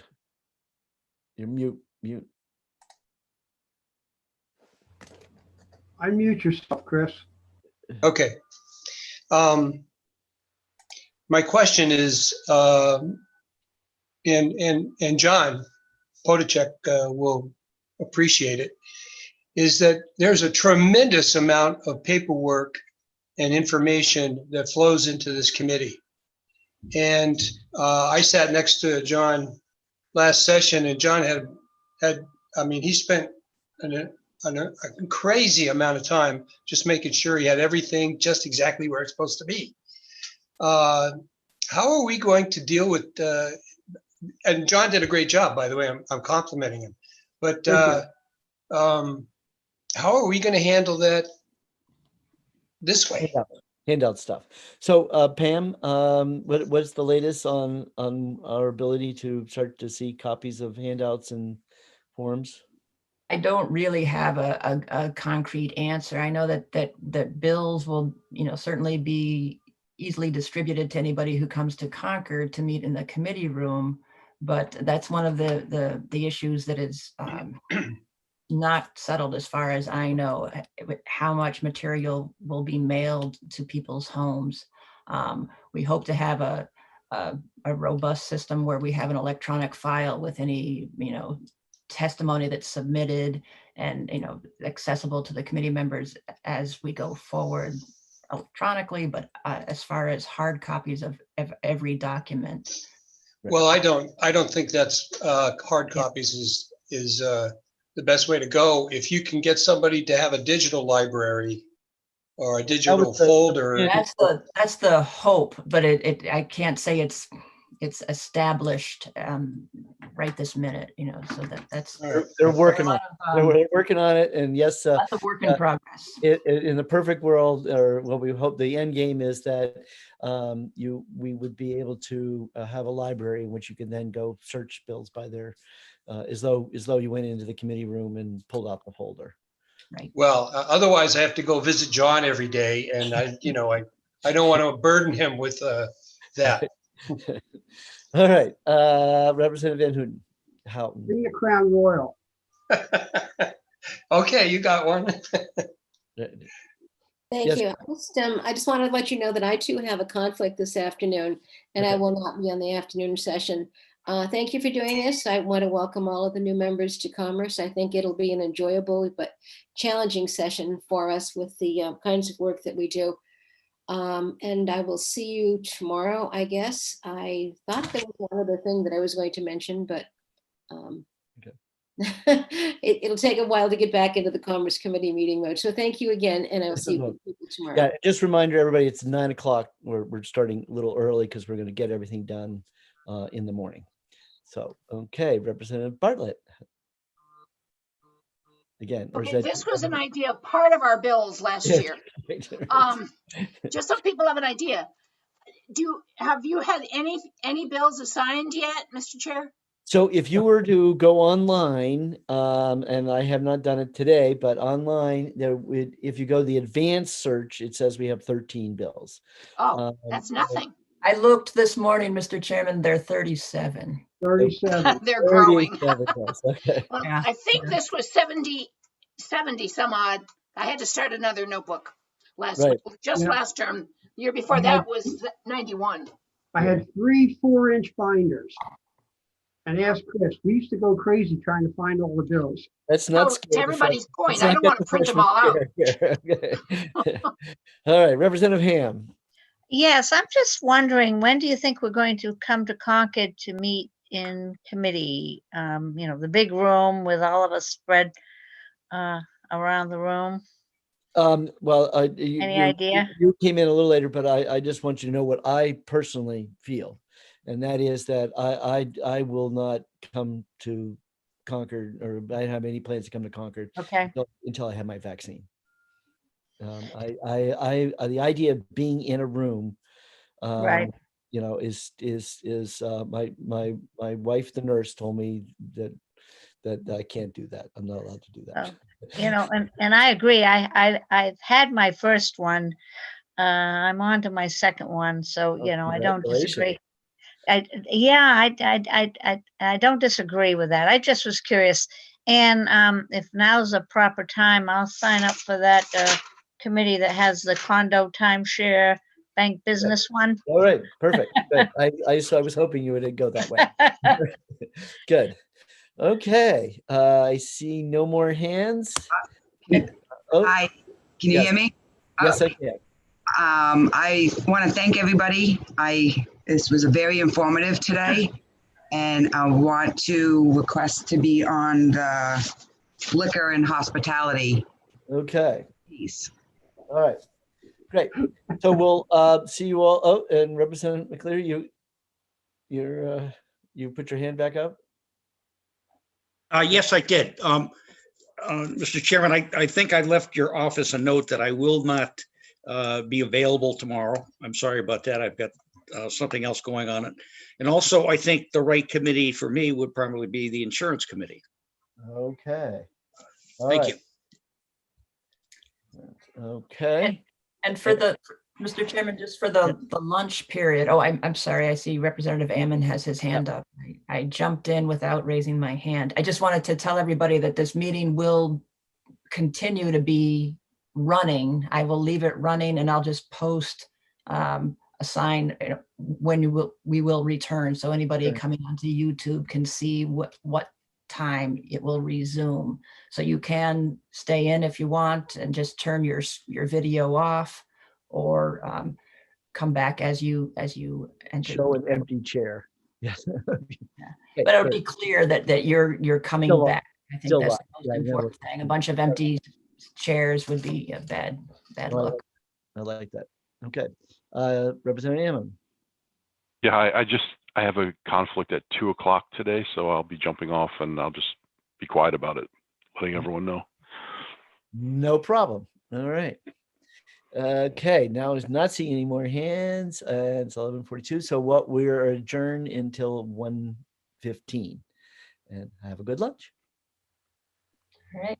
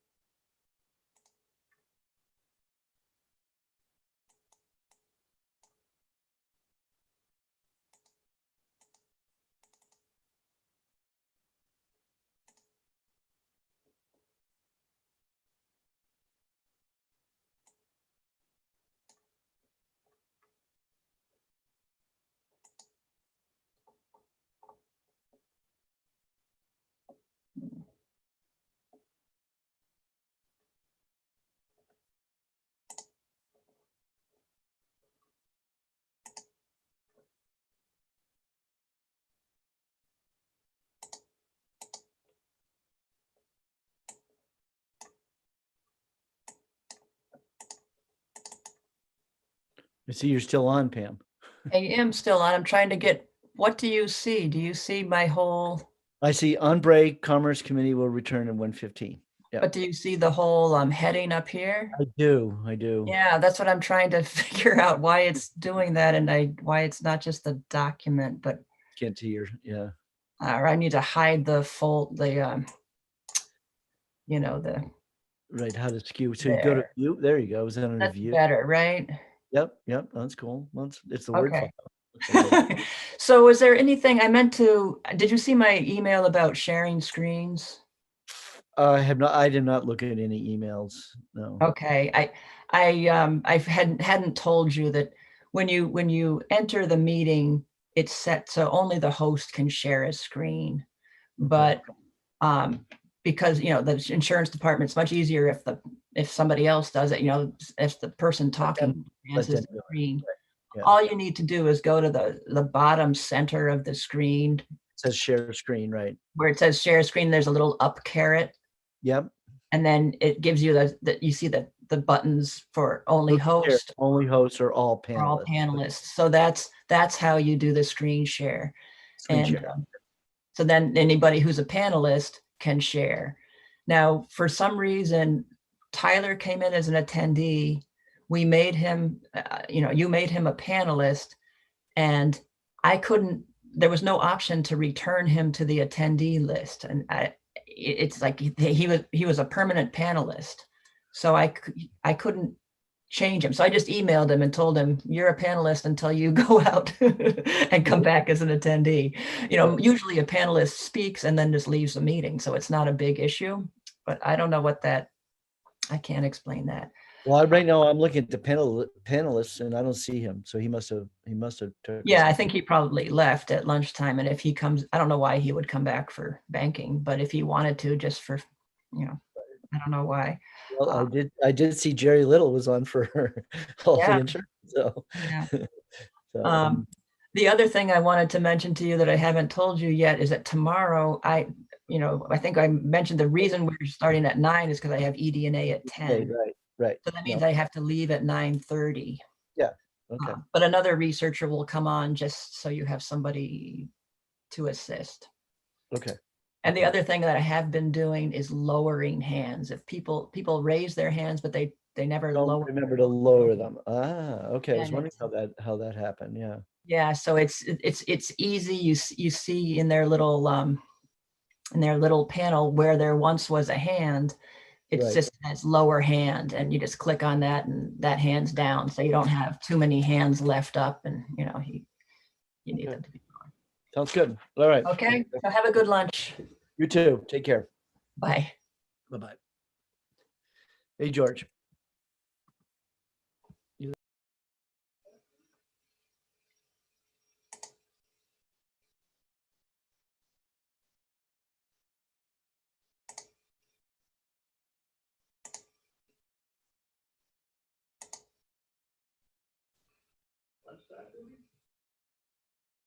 It is.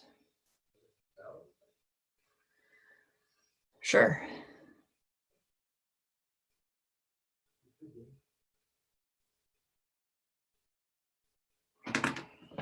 Yeah.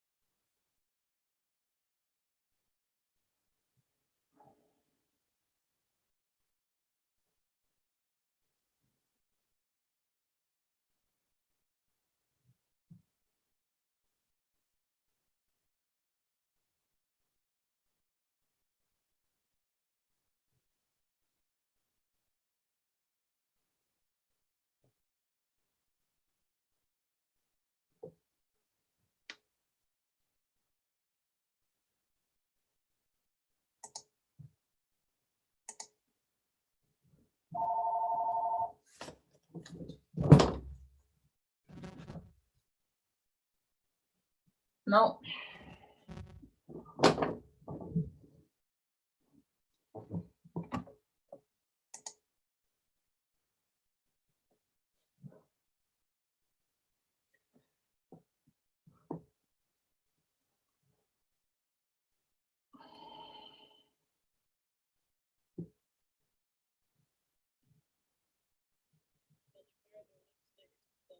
Just in the bring it always simpler, we just did everything via Zoom. Maybe that's not something that you can speak to.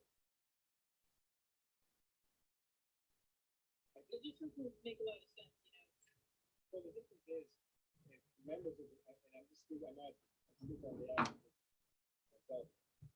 If there's 20 of us in a room, and we separate the wall with the and we're able to filter the air.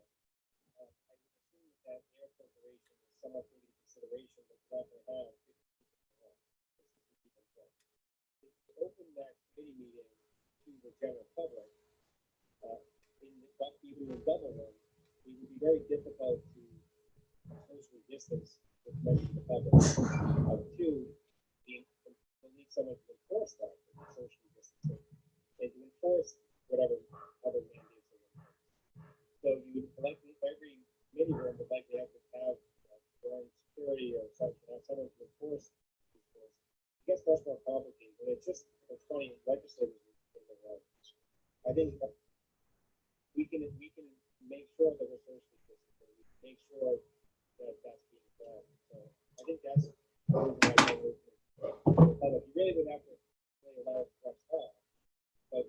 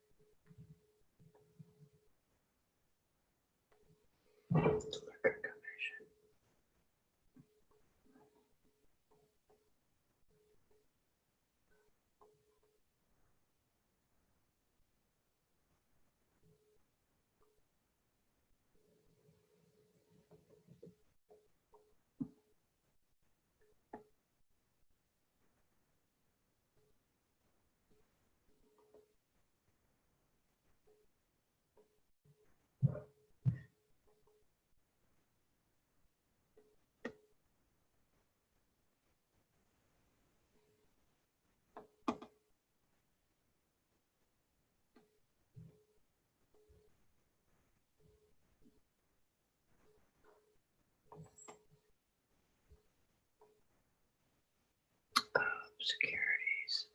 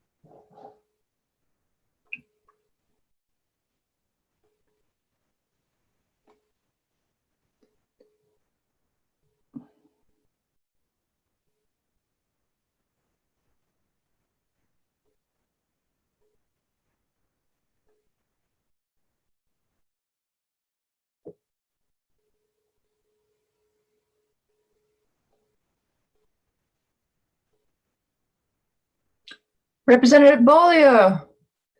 Hi, you can't hear. I'll turn my video on. Hi. I just wanted to say hi, and you're muted. Mute. There you go. All right. No, I didn't even realize I was a meeting today. Oh, no. Oh. I sent the email and left the voice message, but Yeah.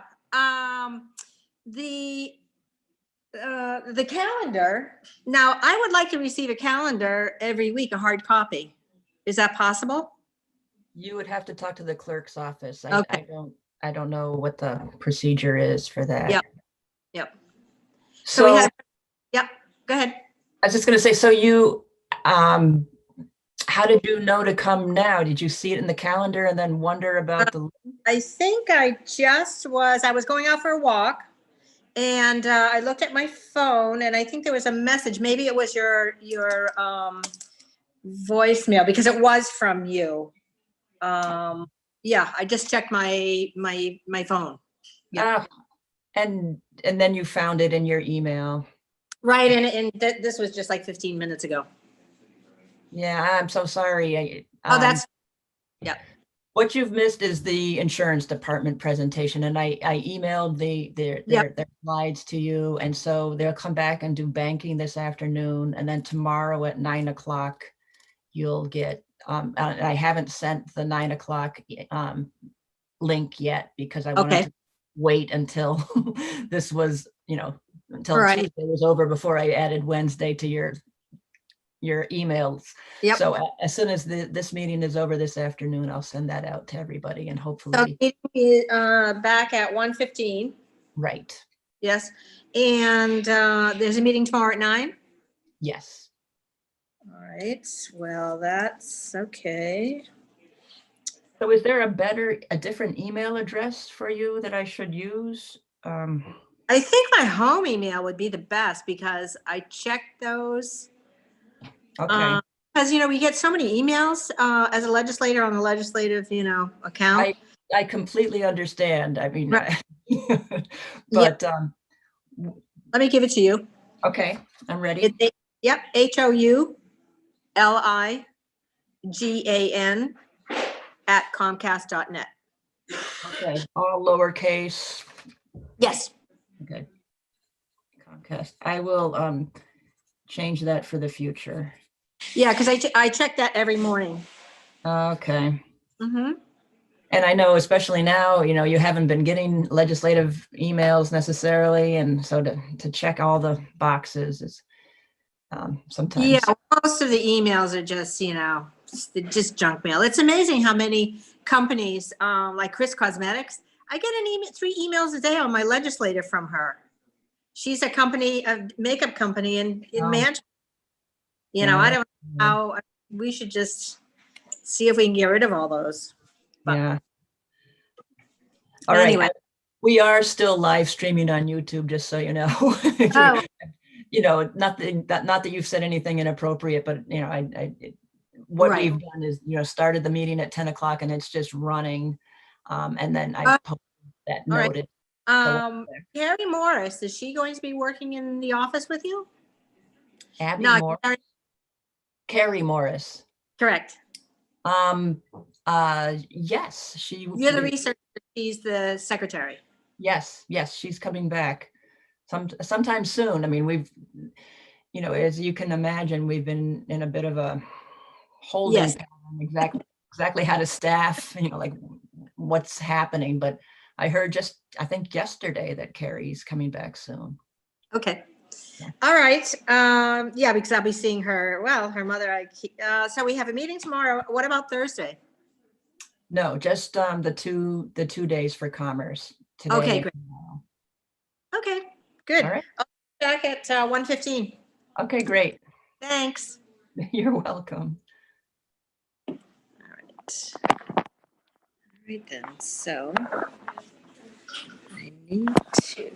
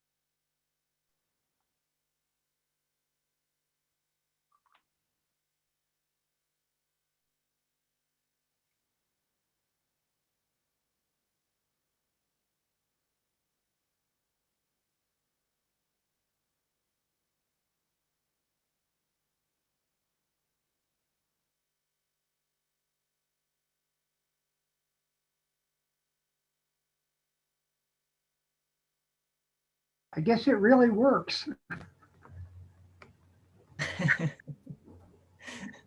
What, going away and coming back? Yeah, it's the first time I've done a redial back on the same Zoom notice. So, gee, can we use this for tomorrow too? You will. Oh, not this link. No.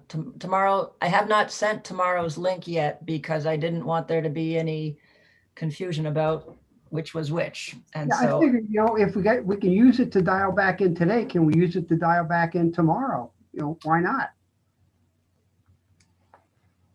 I'm not a technology guru, so I'm just asking a question. yeah, I know. I know that the basic hope is that we'll have a set link for commerce meetings. Perfect. That's what I was alluding to. Right. That is That's absolutely the awesome. hope. So we don't have to have all this, did you get the email and which address did it go to? That you'll be able to save a link for Commerce's reserve block. That's And, great. That's the hope. I But, know Keith might be able to allude to more on the technical aspects of this stuff too. well, I think most people know more than I do about how it all works. Yeah, I know about this much about the Zoom. My question, is there a way for us to save that link within the program? Or do we have to always go back to the email to find the link again?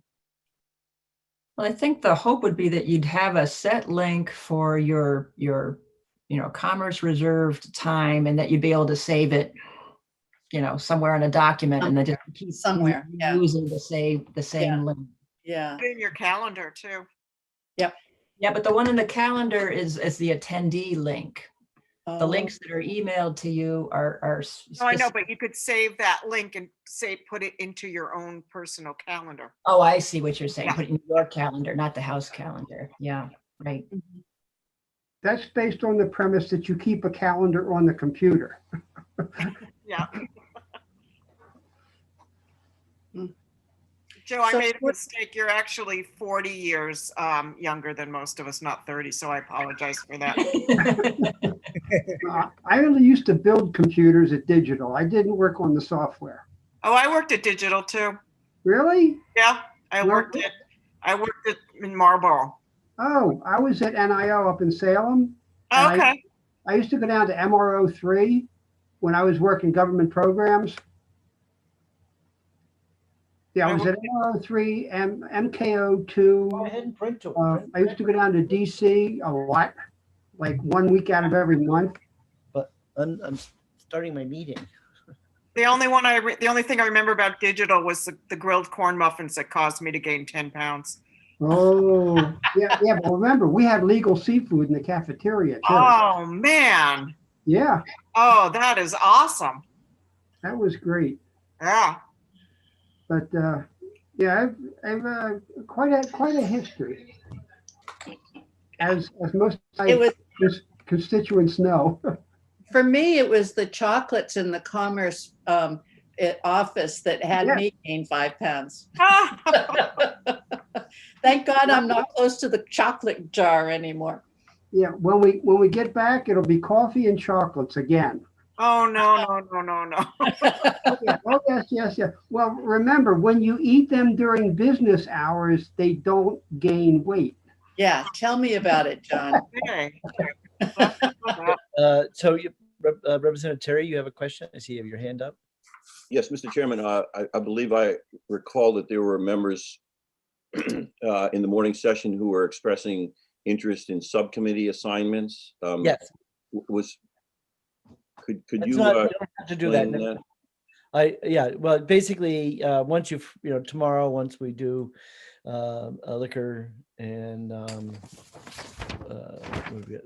liquor securities, but basically the three divisions are insurance, banking, and finance and condos, and liquor. So there are three standing subcommittees. Three standing. We call them divisions, even though we're not like finance that has real divisions with real representation. But this occurred way back when Bill O'Brien was speaker, and they threatened to break Commerce up. And I went on bended knee and say, no breaking up Commerce. We're, and we can handle all this legislation, because we've always been the lion's share of legislation, and always close to 10% of all the bills. And so my proposal to him was to create these divisions, and that seemed to take a little bit of a pressure off. But in terms of just my experience and the way I've done things over the years, it would always be kind of a mishmash when you create up a subcommittee. I mean, literally would be back when Leo Frazier was my chairman, he would just look in the room and look at three people and pick two Republicans, one Democrat, and there was a subcommittee, and then there was always a struggle about scheduling the subcommittee and getting things done. So when I came up with this idea of divisions, it just worked really nifty, because we could schedule all the bills would go to that division. We would schedule it. That group of people can come and go in terms of who they were. It was bigger than three, so you used to have more bodies there, and always seemed to work really well. And then out of that subcommittee would come the decision of what we're going to do with the bill. So by the time we got to the exec session for the whole committee to deal with bills, unlike other committees, which don't get, they get a fraction of our bills.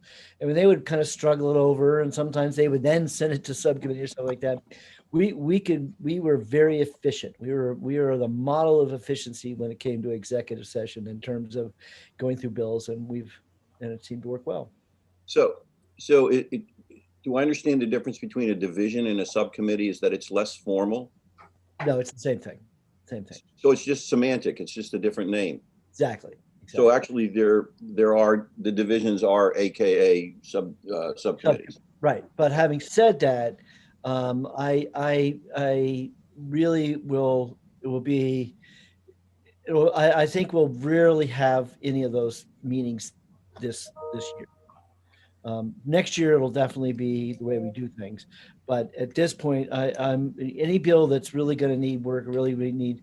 We're going to talk about it more than casual. We all can pretty much get a consensus of what we want to do with it. We will retain the bill.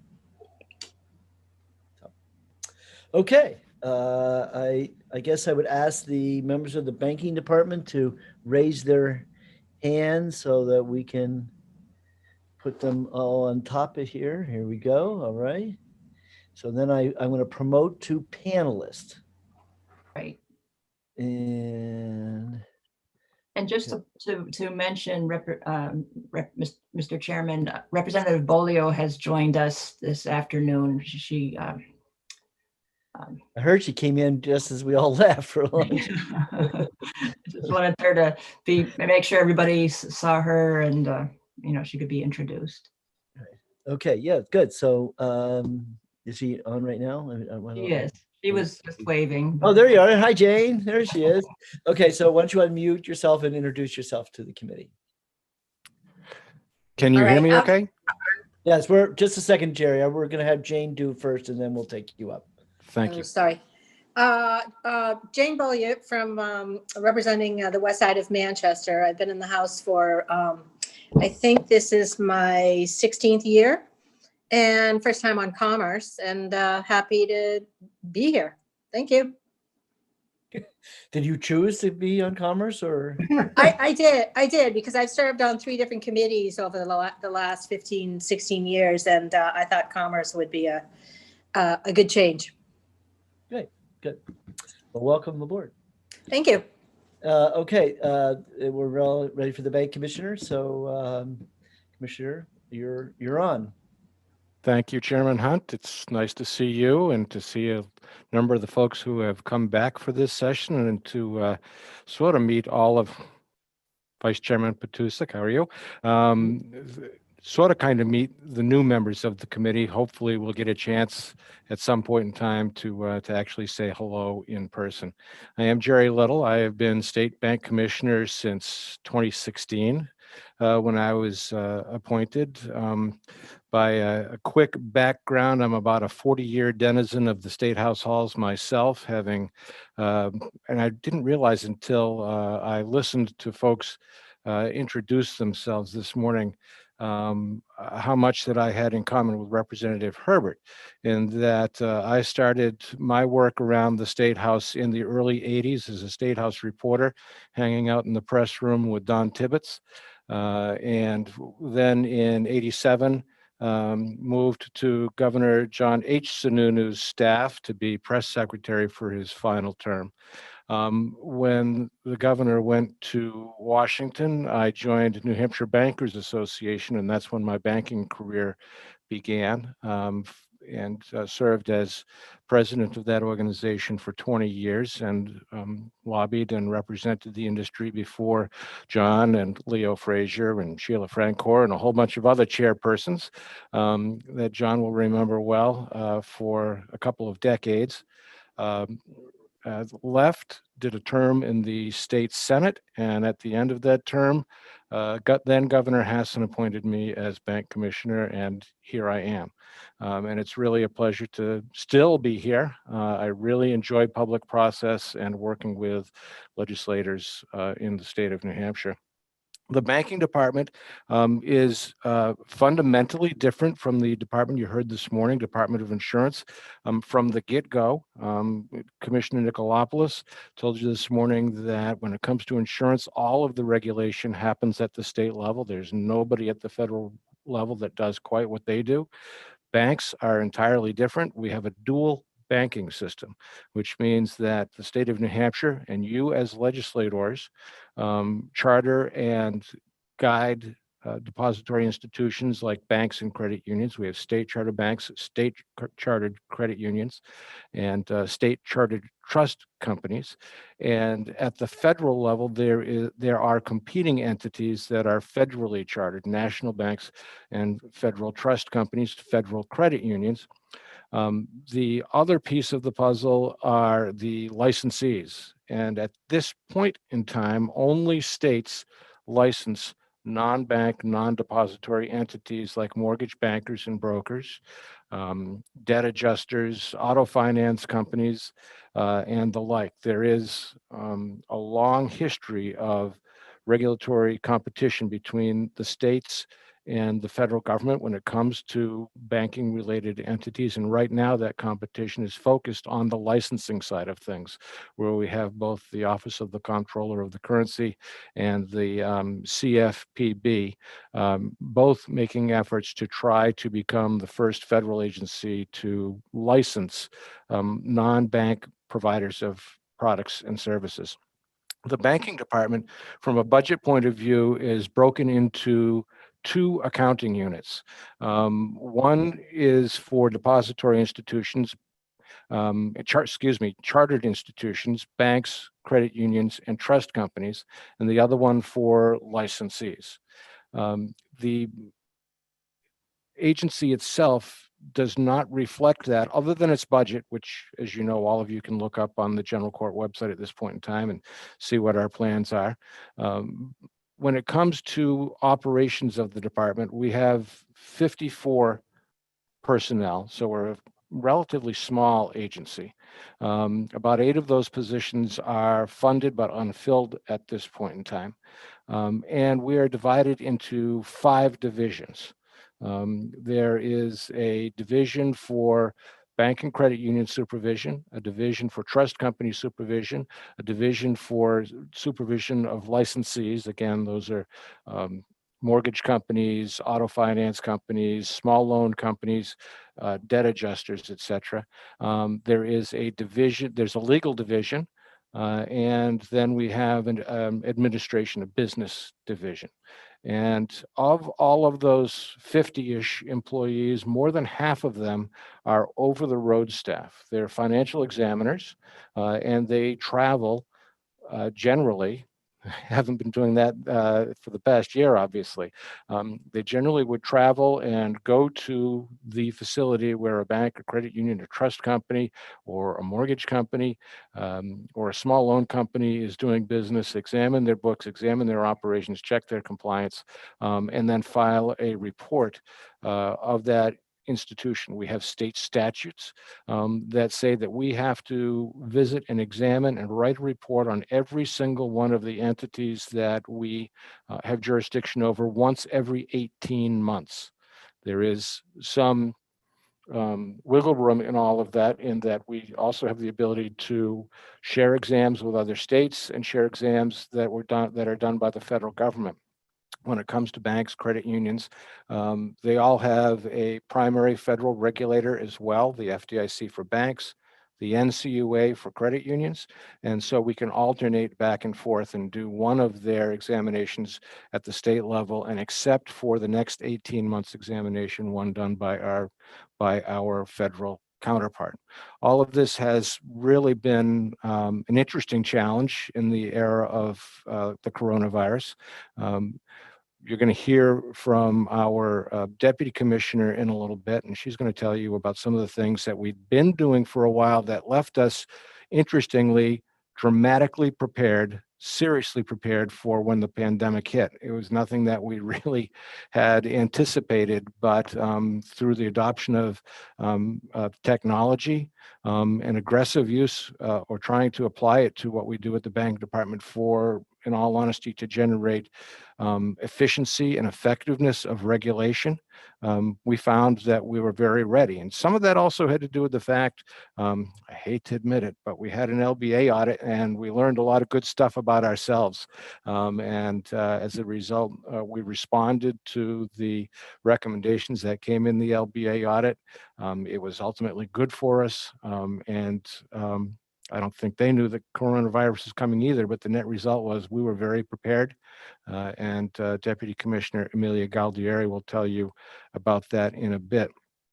We also have moved to a very strong team-centered focus for operation of the banking department. We have a management team. Each of the 5 divisions I've just mentioned to you is run by a division director. That group gets together every other Monday morning for often a couple of hours to discuss where we've been and where we're going. As a former legislator myself who was focused on fiscal and finance committees, I recognize the budget is probably one of the primary public policy documents that is going to go through the general court in any session. We early on, when we got our request and directed limits from the governor, recognized that this was going to be a different type of year. That carried forward into our discussions about how we would approach the legislative session, and recognized that we thought that, and from a little bit of intelligence we picked up, recognized that, as your chairman has recommended or has told you, it's probably not going to be an awful lot of subcommittee work going on, and that if things are controversial, if they're difficult, if it's going to take a lot of wrangling and working out, there's a good chance that legislation will be retained. That was one of the assumptions that we made going into this session. And so while Chiara Dolcino, who is our general counsel and will be the next to speak to you, will talk to you about some legislation, she keeps a running list. And there are well over 100 small issues on that list. What we try to do is to group things together so that we can bring you a bill that addresses a number of different types of problems and issues. This year, we decided we were going to try to keep it as small as possible. We have 2 pieces of legislation that we've requested. Chairman Hunt has graciously agreed to be the sponsor of both of them. We don't believe there's much, if anything, that is controversial at all in either of those bills, and that is by design, because we recognize that you have a lot on your plates. We recognize that we're in the age of the coronavirus, and it's going to be a different kind of session. One thing we have always done before we bring a piece of legislation forward is draft it as well as we can, and then reached out to all of the stakeholders, anybody we think that might be interested in this, in the piece of legislation. And so we start our process with meetings annually with all of the various trade associations or special interest groups that might have concern, interest, input, give assistance or support for pieces of legislation. We meet with the Credit Union Association, we meet with the Bankers Association, we meet with the Auto Dealers Association, we meet with the mortgage bankers and brokers, the small loan companies. We call them all, we send them the draft language, we ask for their input, their thoughts, and often they have comments or requests for tweaks. We do our best to facilitate everybody's concerns before we even put the legislation before the lawmakers. That's happened again this year for both of our pieces of legislation, and we are hoping that the net result is that we have made your life a little bit easier during this difficult era that we're in at this point in time, and that those bills will move through very quickly. So this is a good point right now for me to tell you that the next speaker will be Chiara Dolcino. I don't see her on the screen, but I hope she's on the line or with us. She will talk about the legislative efforts that we've got coming up before you this year. She'll be followed by Emilia Galdieri, who is our Deputy Commissioner, and she'll tell you about the sort of things that we're looking at in the future. So with that, thank you, Chairman Hunt, and with your approval, we will move to our General Counsel, Chiara Dolcino. Yep, onward and upward. Hi, thank you very much, Jerry. Yes, my name is Chiara Dolcino. I'm the General Counsel here at the Banking Department. I was previously with the Insurance Department, so I'm very familiar with the Commerce Group, and I'm very happy to be before you today. Put your video on, Chiara. Hello, how are you? Put your video on. Oh, you know, I have a problem with my internet connectivity, and I am just keeping my fingers crossed I don't get kicked off the system. So unfortunately, I can't put them on my video. I do have my phone on. In case I drop off, I will pick up my phone and continue speaking through my phone link. So thank you for your patience. So yes, we do have two bills. One is a fiscal, what we call our fiscal efficiency bill, which is LSR 2021-0545. And this bill accomplishes a number of important objectives, primarily aimed at reducing costs and becoming more efficient. So the first change we're requesting is for our licensed entities, which include retail sellers, sales finance companies that do auto loans, small loan lenders, debt adjusters, and money transmitters. We're seeking to have all those folks licensed through the NMLS system, which is an electronic licensing system. This is a much more efficient method for us and for the licensees. Currently, we maintain two separate licensing systems, which is obviously less efficient than using a single system. So we're seeking to have everyone transition to this electronic system. We did attempt a first step in making this happen last session in HB 1437 for our money transmitters, but unfortunately the bill got caught up with all the COVID-related difficulties and was vetoed by the governor. We also are seeking to have a change in regard to our trust companies. Last session, there was a bill put forward, HB 1645, to allow us to conduct background investigations for the new directors appointed to trust companies. So this bill is, again, that bill brought forward a second time. And the fiscal impact of this is that the cost for conducting those investigations would be borne by the trust companies themselves. In addition, it allows the commissioner to remove an officer or director if they are shown to be unqualified to serve. We're also seeking to have, again, in regard to last session's HB 1695, We're looking to have the ability to charge our chartered institutions for their applications. When those applications come in and are very complex, we're seeking to have the ability to charge more for those applications, and also increasing the charge for applications filed for new institutions seeking to be chartered. We're requesting clarification for the right of the department to charge companies that are chartered by the department and then either are dissolving or transitioning to a federal charter to pay their share of the assessment if their dissolution or their conversion to federal charter happens sort of mid-year and we haven't yet invoiced. Currently, some of those costs, if we don't make arrangements with the company to pay those charges, those get shifted to all the institutions through the assessment. So we're seeking to adjust that payment. We're also requesting that minimum interest rates for charges, for interest rates charged when are paid when institutions have escrow accounts for both tax and premium insurance premium payments, that interest rate be set according to the Federal Open Markets Committee federal funds interest rate. Currently, we calculate those rates by asking our various institutions to report their interest rates to us, and we come up with that formula and we report to them every year what they can charge. This way, it would become more automatic and much more seamless and more efficient. And then finally, also again, requested last session in HB 1437, but unfortunately did not pass, did not get put into law because it was vetoed. We're asking to have our consumer complaints transmitted by email rather than by certified mail. Currently, we have to send by certified mail. That requires copying costs and certified mailing costs, and it's slower. We're seeking to have a change so that we can send those by email.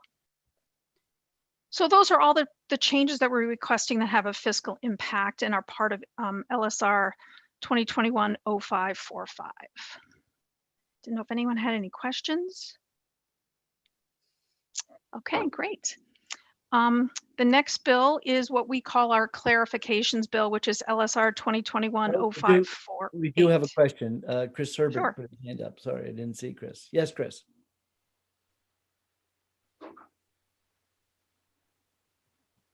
You're still, oh, you took his hand down. Okay, and you're muted, Chris, so I can't hear what you're telling me. Okay, I want to come through John, the chairman, if I may, to help me out here. I'm interested. I thought that the trust companies, to pay for our charges for checking things out with them and that sort of thing. I thought that went through the committee fairly easily, and so I'm wondering why was this? Did all these things just get bollocksed up in? Well, we had a study committee, and which Tina was on, and on the trust, this trust statute, and this was the stuff that came out of that study committee. But to remember what happened, why? Jerry, do you remember why it got vetoed? If I might, Mr. Chairman, the banking department's submissions to that bill were not the reason for the governor's veto. As a matter of fact, it was part of the Christmas tree. It was a piece of legislation that received no opposition in either the House or Senate and moved through very nicely because it had actually, much of it had spun from a bill in 2019 and a study committee that recommended all of these things happen. And so it moved forward pretty easily last year, and it was considered to be a good piece of legislation. People wanted it to pass, but it was part of the Christmas tree the governor vetoed for other reasons, not the banking department requested legislation. Okay, because I was a little surprised to hear this because it sailed through Commerce. Exactly. Yeah, and if you remember the last session, the Senate, started combining bills and getting crazy with putting bills together. And can never trust those senators. Oh, so anyway, yes, so it is the same issue, the same bill, and should be, we shouldn't have any trouble with this. Yes, John. 210545 has not become a House bill yet. It's still in LSR form. I got it up on my other computer. All right, stay tuned. All right. I guess we're all set. So Thank you. Thank you, Karen. So the second bill is our clarifications bill. I only have the LSR number. I don't know if this became a House bill yet, but it's LSR 2021-0548. 0548. Hang on. Keep going. Keep going. Okay, I'll keep going.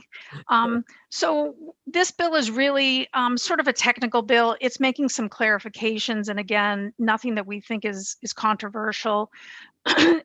First, we're trying to clarify deadlines that apply when we examine our consumer credit licensees. The current statutory language is somewhat confusing. So we are looking to clarify those deadlines and give a little more time so that the licensees can pull together the records that they need for us. We're also requesting a COVID-related clarification. We currently have a lot of our mortgage loan originators who are teleworking from their homes. Under current law, it could require them to be licensed in that, quote, home state, even if they're not doing any business in that state. For example, if they're living in Massachusetts but working with only New Hampshire consumers. So we're seeking some clarification to allow them to work without having to get an unnecessary license. We're looking to clarify that trust companies, family trust companies, can be examined more frequently if necessary. We believe we have this authority now, but we're just seeking to adjust the language in the statute so that it's comparable to all other exam provisions for all other examined entities. We're clarifying that a depository bank can be a benefit corporation under 293C.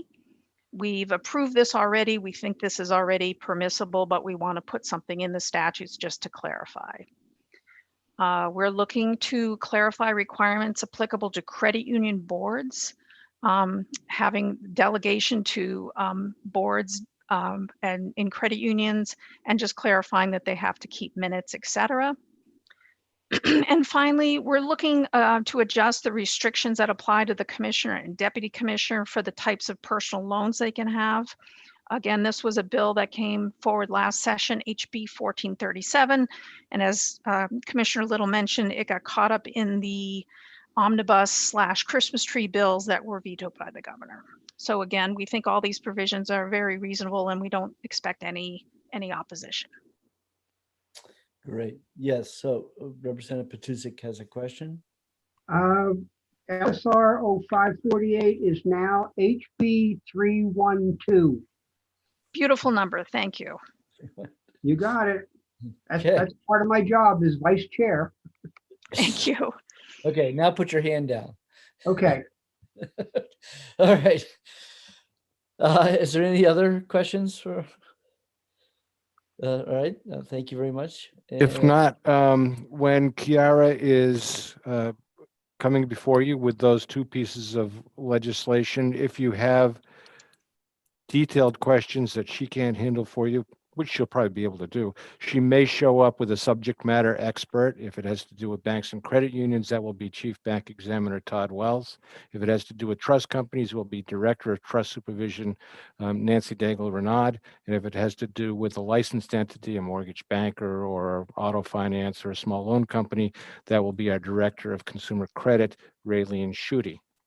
And then over all of those people, the secret sauce that makes the banking department work is Deputy Commissioner Emilia Galdieri.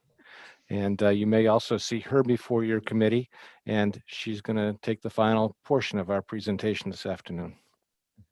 Okay, sounds good. I don't know if I've ever been called the secret sauce before, so I'll take it. Good afternoon. As Commissioner Will said, my name is Emilia Galdieri, and I'm the Deputy Commissioner at the New Hampshire Banking Department. I've been at the Banking Department for, I think, 9 years now. I started as an enforcement attorney in the legal division and moved up to general counsel. When I was general counsel, I was the legislative liaison. So I did appear before House Commerce quite frequently at that time. And then I moved on to become deputy. So Commissioner Little asked me to give you an update about where the banking department, or what we've been up to, and where the banking department is going. So I'll go ahead and get to that. Basically, if I could sum it all up in one sentence, it would be, you know, the department's been trying to leverage technology to create efficiencies and to continue to build on what we've accomplished over the years. This whole process began a few years ago, really back in 2017. At the department, we began a big push to really document our policies and procedures and get our ducks in a row, so to speak. One of the first policies and procedures that we documented somewhat fortuitously, it sounds like very strange when I'm talking about this now, but one of the first policies that we did document was a telework policy back in 2017. So basically the department, again, fortuitously has been is familiar with teleworking. We've been teleworking on and off with more limitations, obviously, than we currently are in the pandemic. But currently, you know, that was a fortuitous development. So then in 2019, we instituted a new timekeeping system. Previous to our new timekeeping system, we had about 3 systems that people had to input their time into to track for billing purposes for how we bill our entities for the examinations that we do to fund the department. And that was obviously quite labor intensive. We combined those all into one system, and that system has really created a lot of data that we can use to further understand our operations and monitor efficiencies and effectiveness of the department. In 2020, we undertook an update to our strategic plan. And again, our focus in updating the strategic plan was really to rely on evidence-based practice and use appropriate metrics to measure our accomplishments related to the strategic plan.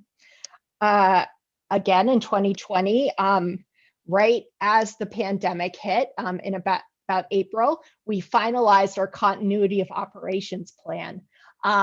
So that was about a 2-year undertaking with a focus on, again, somewhat fortuitously, teleworking. So our plan all along in the event of a continuity situation was to have our folks telework. So starting 2 years ago, we began to slowly implement that so that the first week of the pandemic, in about mid-March, when the governor gave us the directive to all start teleworking, that was the week that the last person at the department got a laptop. So that very week, we all had laptops. We were all ready to go. We were extraordinarily lucky that happened. So we've been comfortably teleworking ever since. We were one of the first agencies to do that, I think, and we're quite proud of that. Finally, like the most recent kind of big accomplishment, which actually happened last week on January 4th, was we created a unified database system for the department. So prior to the start of this new database, we had about 10, for the computer nerds out there, Access 1997 databases that we were operating about 2 years ago. Starting 2 years ago, we started this process of updating them and consolidating them. So as of January 4th, we had taken about 6 of those 10 and have consolidated them into one database with modern technology that complements our timekeeping system. So it all sort of works together. And as you might imagine, that's generated loads of efficiency. Obviously, we're still kind of working through the hiccups of having a new database as of January 4th. But overall, it's all going very well. And I apologize if you just heard that my dog walked down the stairs and barked. I apologize. That always happens. So that's kind of what we've been up to. And where we're going now is we are obviously have been pretty extensively leveraging telework during the pandemic. And in monitoring different metrics, we found that that's created a great deal of efficiency at the department. So for example, we just calculated our 2020 assessment, which is to the extent that we don't recoup our expenses, we bill our chartered entities for costs associated with their regulation.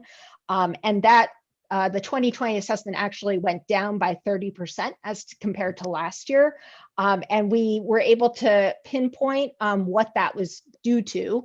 And we found that we were able, while teleworking, we were able to do more examinations. So that increased revenue, while at the same time we had less expenses because we weren't traveling as much, and that generated a lot of cost efficiency.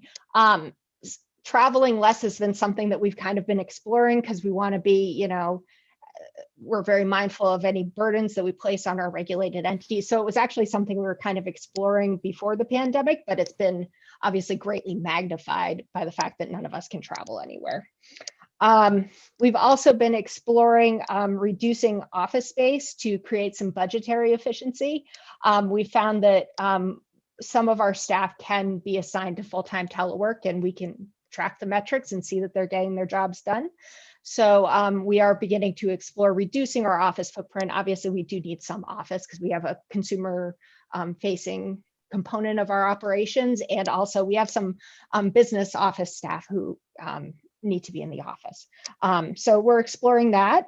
Another important thing to note is that all the divisions at the banking department are currently, in about 2020, as of, are now nationally accredited by the Conference of State Bank Supervisors, which is our national trade organization for bank regulators.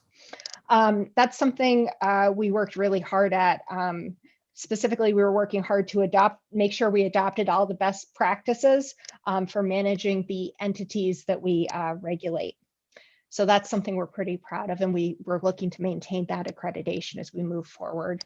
And finally, one last thing I'll mention is that we're continuing to develop and monitor metrics about our operations. That has been, with all these data-driven kind of changes we've been making at the department with databases and timekeeping, that's really created a really data-rich environment that's allowed us to track kind of our efficiencies. So that's something we're going to keep moving forward on. And I'm happy to answer any questions. That's it, Mr. Chairman. Well, I'm very impressed with this efficiency, the model of efficiency. That's great. I know myself that if I don't have to drive to Concord, that saves an hour to an hour home, an hour back. So it definitely, drive time is definitely a big problem when you have to far-flung parts of the state. So that's great. Well, as Amelia has said, we'd spent the past 2-3 years planning to drive efficiency through technology and data accumulation. And it was, I guess you would say, a sad occurrence that we landed ready just in time for the coronavirus to hit and just stepped right off the traditional way of operating into teleworking and virtual agency very smoothly, very quickly on day one. That's awesome. Okay, any questions? Representative Petusek has a question. Yes, John. Thank you.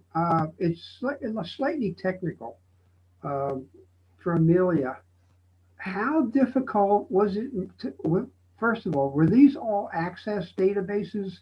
And how difficult was it to take this mass and put them all together? I would just, to me, who's not a techie person, but I do work with the techie folks at our office quite a bit.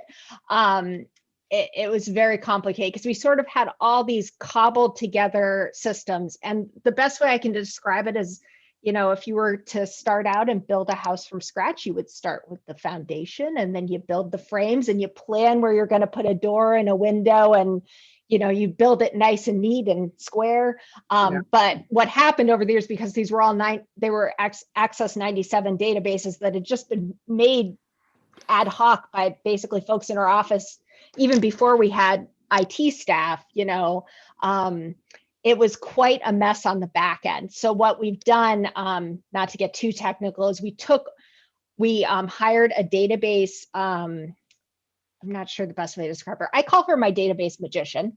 So we'll call her my database magician. And she took all of our data and organized it into SQL MS SQL backend. And then we put a modern access front end on the database so that we can access that data. But now all the data is nicely organized. So you're not like, going into a window to get to the basement to, it's all square. That's how I think of it anyway. Perfect. So if I could just add something, Amelia, in 2016, we had a very rigidly siloed department with not much communication among the silos. And one of the first things to do was to flatten that and open up the doors between the agencies, the divisions of the agency. And that's where the management team concept came in and has worked really well. That team does everything from designing the budget as a group to talking about technology to doing the strategic planning to continuity. Everybody works together on that.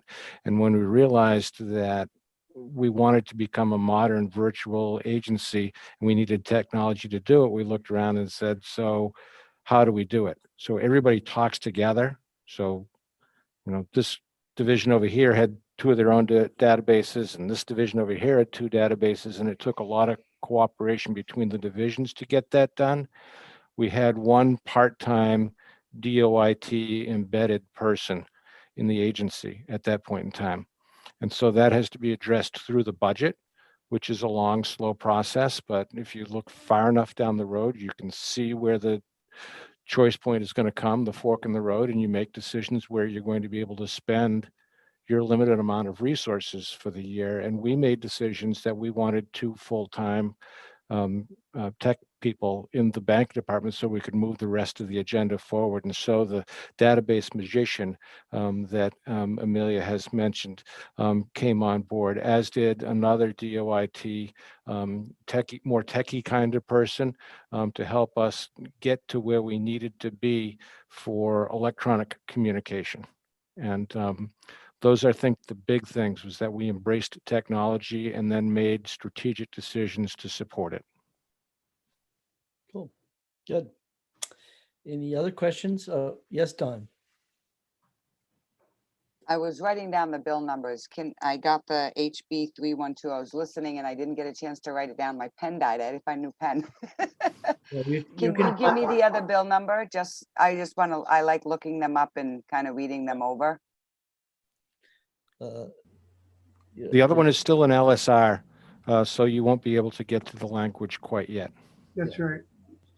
So yeah, I would just look at the advanced business or look at the committee and as the bills are, because I just talked to Paul Smith, and he said we're now at 42 bills, and that he's still waiting another 40 bills because of fiscal notes. So I assume you're not holding up any bills with fiscal notes, but so otherwise he did say that they will be making a decision today and to whether I can start scheduling bills for next week. And the expectation is that they really want to make sure all the bills are together. So we're bundling things together. So once I know when I have all the banking bills together, then we will be scheduling a banking day and get through all those different bills. Representative, if you want the LSR number, it's LSR 0545.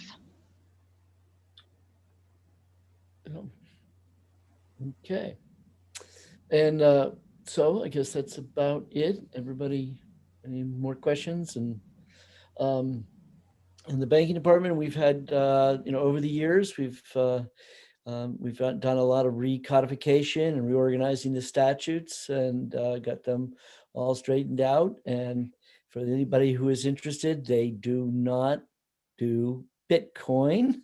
Bitcoin is been pulled out and is done under the Consumer Protection Division. And I guess we will have consumer protection tomorrow, but if you ever, when we talk about the most important Act 358A RSA, there are some little language, little things stuck in there on the back that are banking related. So that over the years that has been an issue, but I think we have good firewalls and we have great protections and we have great statutes and awesome people and doing our banking department so I think we're in good hands. Having said that, I guess we're all set. I guess I want to just let them know, I don't see how many, still another 13 attendees. So any of you attendees who are listening in, if you're a lobbyist, your opportunity to introduce yourself will be tomorrow at 11:15. And with that, I guess we're all finished. Yes, Pam. I just want to make one final note. I sent you only your personal invitation to this meeting so far, because I just wanted to, give you only one option and not confuse anybody with two.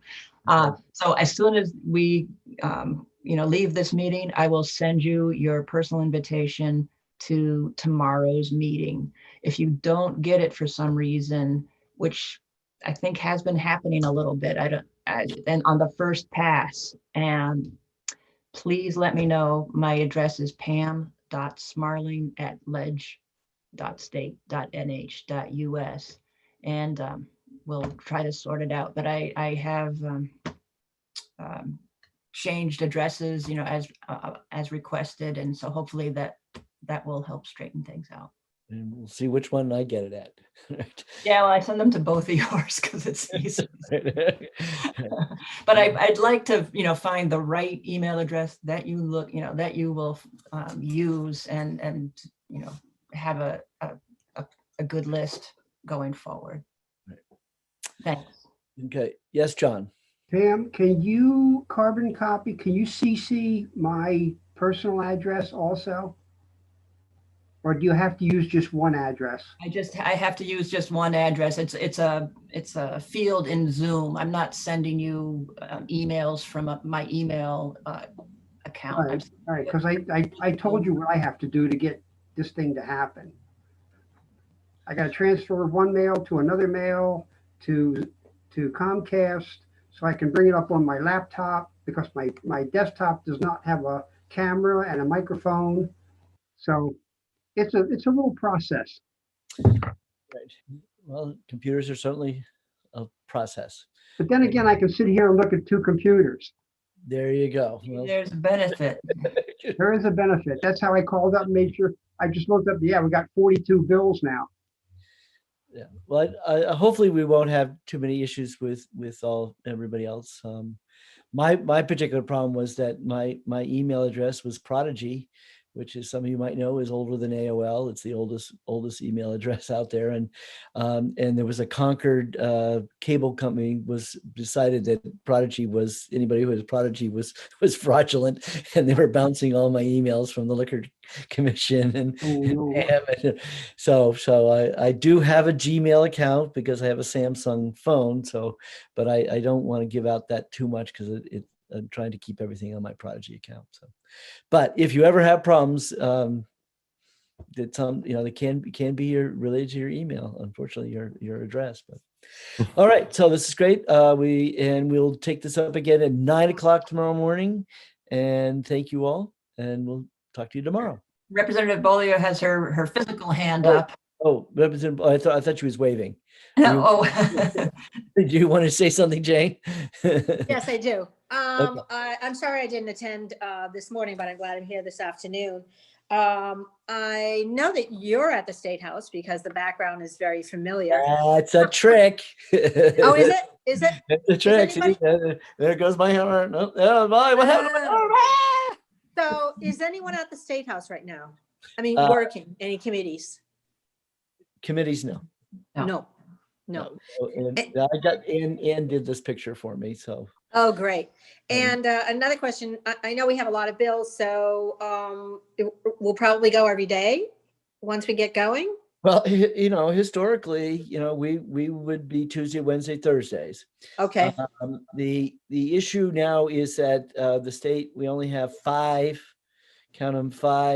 licenses. So, like the old days where every committee could be busy. only, there only can be 5 who'd be going at a given time.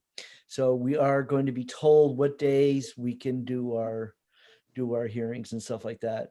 I told them because I'm on the county executive committee, so in Cheshire. So I told them Monday mornings is not going to work for me. So hopefully they'll remember that. But so in terms of what days it will be or times, I can't. That's supposed to be, like I say, that's supposed to be figured out right now when they're going to do that. And it's somewhat determined by how many bills each committee has. And they absolutely want us to do our grouping, group bills together in terms of the hearings. And that even a radical idea of overlapping, which Commerce, we dabbled with a little bit of that last year with straws and plastic bags overlapping. And it was really necessary because most of the people were coming in to testify from both bills. So it did make things easier doing that, but it also made things a little confusing in terms of the process and how a bill here. So we'll see. I mean, I generally like to do each bill at a time, but if some are so so obviously going to be that, I might join them together, but I don't know. We'll see how it goes. Yeah. And I wasn't here this morning, so I just wanted to give you a little bit more background to let you know that I served on environment and agriculture, municipal and county government, and resources, recreation and development. And I'm currently on a commission for offshore wind and port development.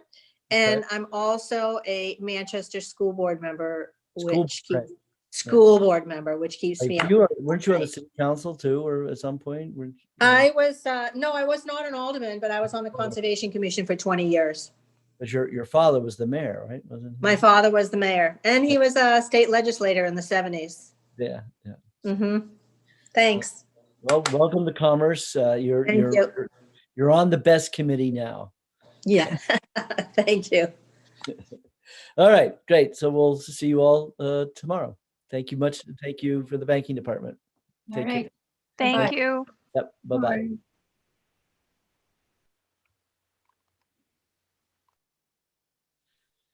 So I think that went good, Pam. What do you think? I think it went really well. There were a couple of members, 3 members came in through the attendees. Again, that first thing in the morning, yeah. Yeah, and so that's just something to keep an eye out. Representative Ammon was one of them, and he emailed me about, clerk responsibilities. So I wrote back and said, I'd be happy to talk to him about clerk responsibilities, though I knew that Paul Smith would be doing a clerk's meeting I don't know. He usually does a clerk's meeting, sort of training session. But then I asked him why he came in as an attendee, and he said he didn't get the invitation, though I sent it to the address he asked for, his Gmail address. And I really am mystified by it because some people. Is Gmail a problem then, maybe? Wasn't it my Gmail that I didn't get because you initially sent it to me? That's right. My Gmail account. It might be Gmail's the problem. Maybe, but that's a theory to work on because some people, said they didn't get it, and all I did was resend. I didn't change anything. I just hit the resend button, and it did work. So it's almost like it needed 2 tries to. It burped at a moment when it was. Well, that's exactly what I said. I think Zoom hiccups sometimes, but it's not a good feeling. As long as it only hiccups once in the very beginning, like yes, it's establishing its root. I don't know. I'm just not a tech person, so I do my best. But I do hope we establish, set,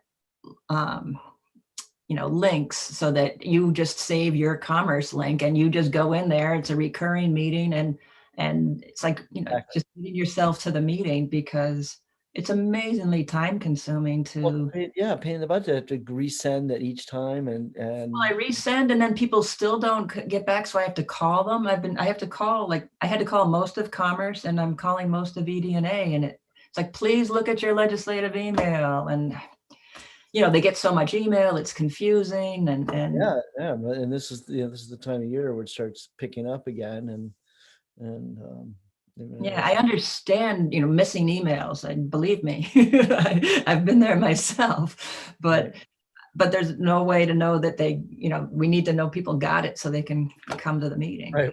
What was crazy for me, because when you sent the notice saying, I just sent it,